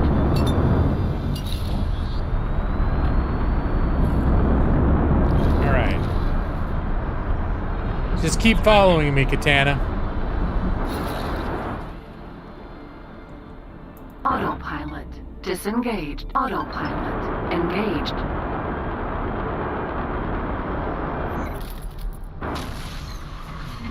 Entering system. Argon Prime. Were you sleeping? Yeah, you probably heard a lot of it in your subconscious. I apologize in advance for any dreams you had about hostile invading aliens. I'd like to sneak up behind you. Entering system. Atikva's choice. The cock can be extremely ruthless. That's all I can say. Gotta watch out. Pipe cock. When they hit you with the tractor beam, are you being led around by your cock? Yeah, I guess you would be, or at least led around by the cock. I mean, technically, that would be their cock leading you around, I think.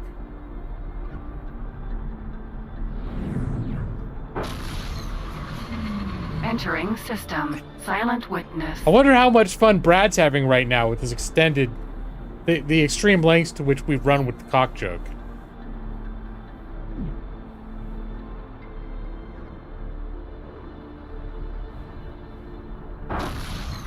You know Brad is not a big fan of children. Profit Center Alpha. Alright. Alright, here we go. We're gonna get there now.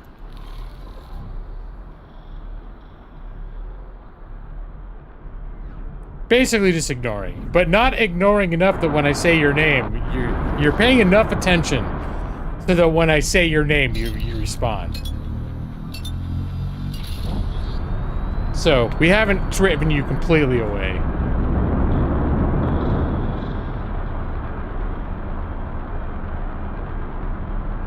Autopilot disengaged. Ah! Hey, Mike. Mike, you filthy soul, what are you talking about? Look at Mike talking about cocks all of a sudden. We're not talking about that kind of cock. Sheesh. Who do you think we are? We're classy in here.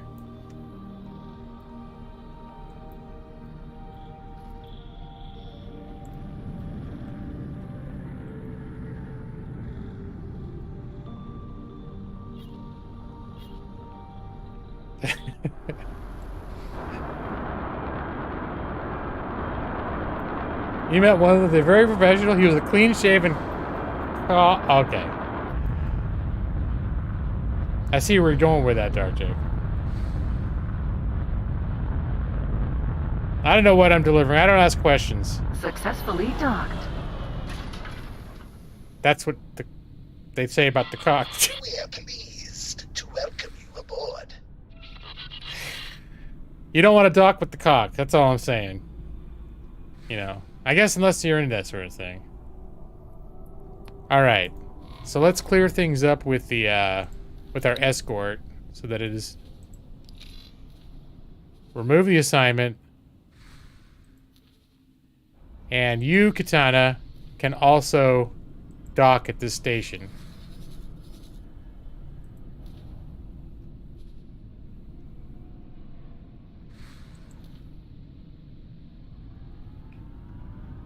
And the Gorgon. Requesting permission to dock. Let's upgrade and repair. Let's hire some crew.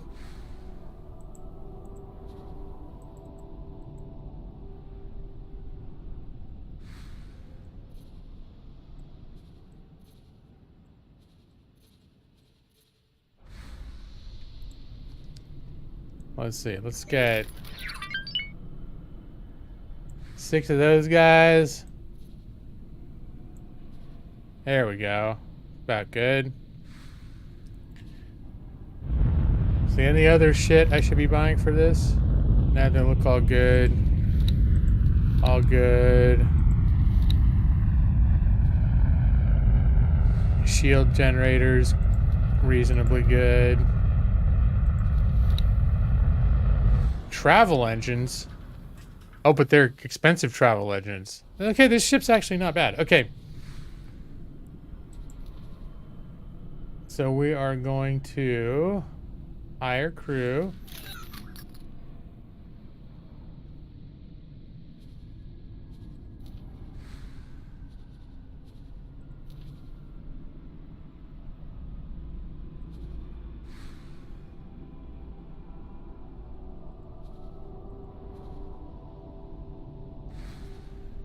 All right, and who's the best?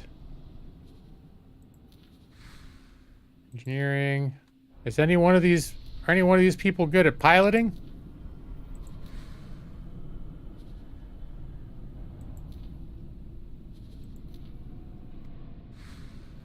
You cats.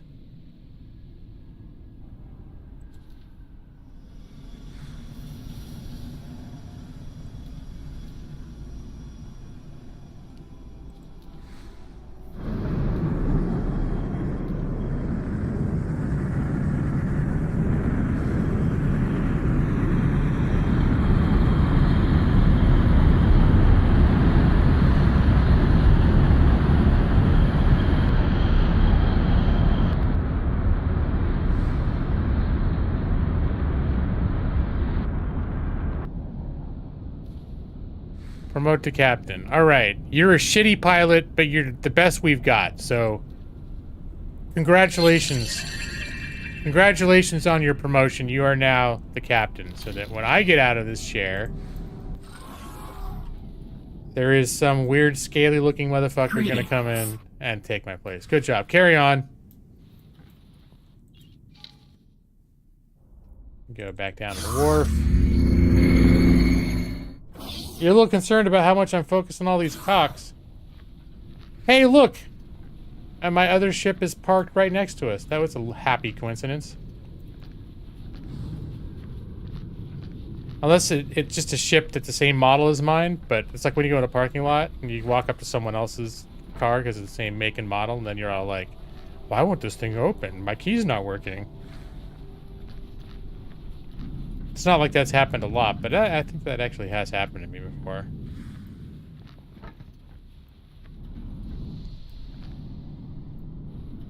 You're concerned about all the docking? Alright, so you know what? This is probably a good, wait, what's... Oh, I was gonna say I thought this was a wrecked health bar on one of my ships.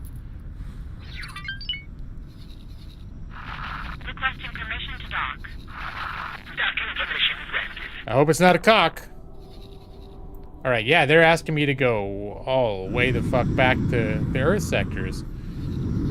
I'm interested in pursuing the Earth reputation because right now I can't access... I can access Sol, like Mars, but I actually am not authorized to access the system, like the Earth, where Earth is, and the Moon. I'm not allowed to go there. I don't have high enough... You need to have, like, really high faction to be allowed to approach Earth. So, one of the things I'd like to do in this game is get enough faction reputation in order to be granted access to the Earth sector. One day this will happen. Have the Cock ever found Uranus? You know what? They probably have. I mean, I think the Cock have just gotten just about everywhere, Maxie. You know, when they were at their peak, they were coming all over the place. All over every sector. They were docking with everything. Everything you can imagine.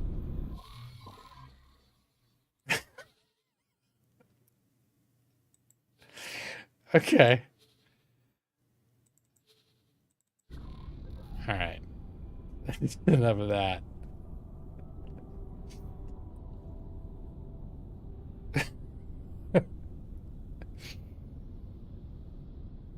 Alright. I'm looking forward now to wrapping up the stream. Opening everything up. Because I don't want to open my windows because I'm loud as fuck when I'm streaming at this late. I want to open everything up so that it's probably 90 fucking degrees in this room right now. I just keep ramping up the temperature between all of my PC running and everything, and all this discussion about the alien species, the invasive alien species, has also gotten me quite warm. It's time to wrap up the Cock. Exit to desktop. All right, mine. Good to see you too. Thank you for participating. I'm glad you had a lot of knowledge about the Cock to contribute because it was helpful and relevant to the game that I was playing. It's turning dark. All right. There we go. Oh yeah, I got those sleepy eyes too. It's one of my favorite things about Thursday nights, though, is that when I wake up, it's going to be Friday. Friday at 5:40 p.m. is arguably my favorite time of the week. Very good. You're sure the neighbors appreciate being spared all the cock talk? Yeah, they probably don't need to hear me loudly declare. I mean, this is really a 12-year-old line of humor that we're all just... I've enjoyed immensely, but I don't know if my neighbors, while they're trying to sleep, need to enjoy it. I don't know if enjoy is the right word. Because if you guys were tired of hearing it, if Brad had enough at a certain point, he'd just turn the volume off or leave the stream. As much as I hate to see it. But my neighbors, they can't. It's not that easy for them. So, thank you, Ali. I know you only came in towards the end there, but we did get to still spend a little bit of quality time with you here. It's nice to see you too. Mr. J Maxie, Mr. Mine 69. I think Mine 69 maybe already took off, but you know, he never sticks around for the lullaby. As soon as I stop playing the game, he's like, all right. It's like he doesn't know that the best part of the stream happens after the game's done.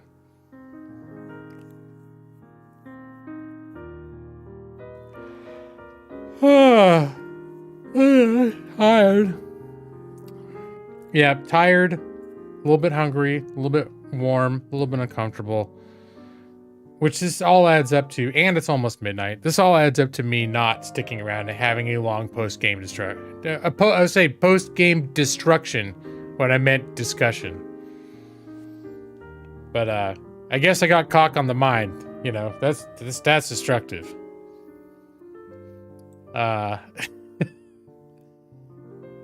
It's gonna keep talking about the cock, but I need to stop. It's nearly 3 there. Well, that's terrible. If because I've got to be up at like, 8. So I would die. As it is, I'm not going to get as much sleep as I would like, probably by the time I wind down, but, it's worth it.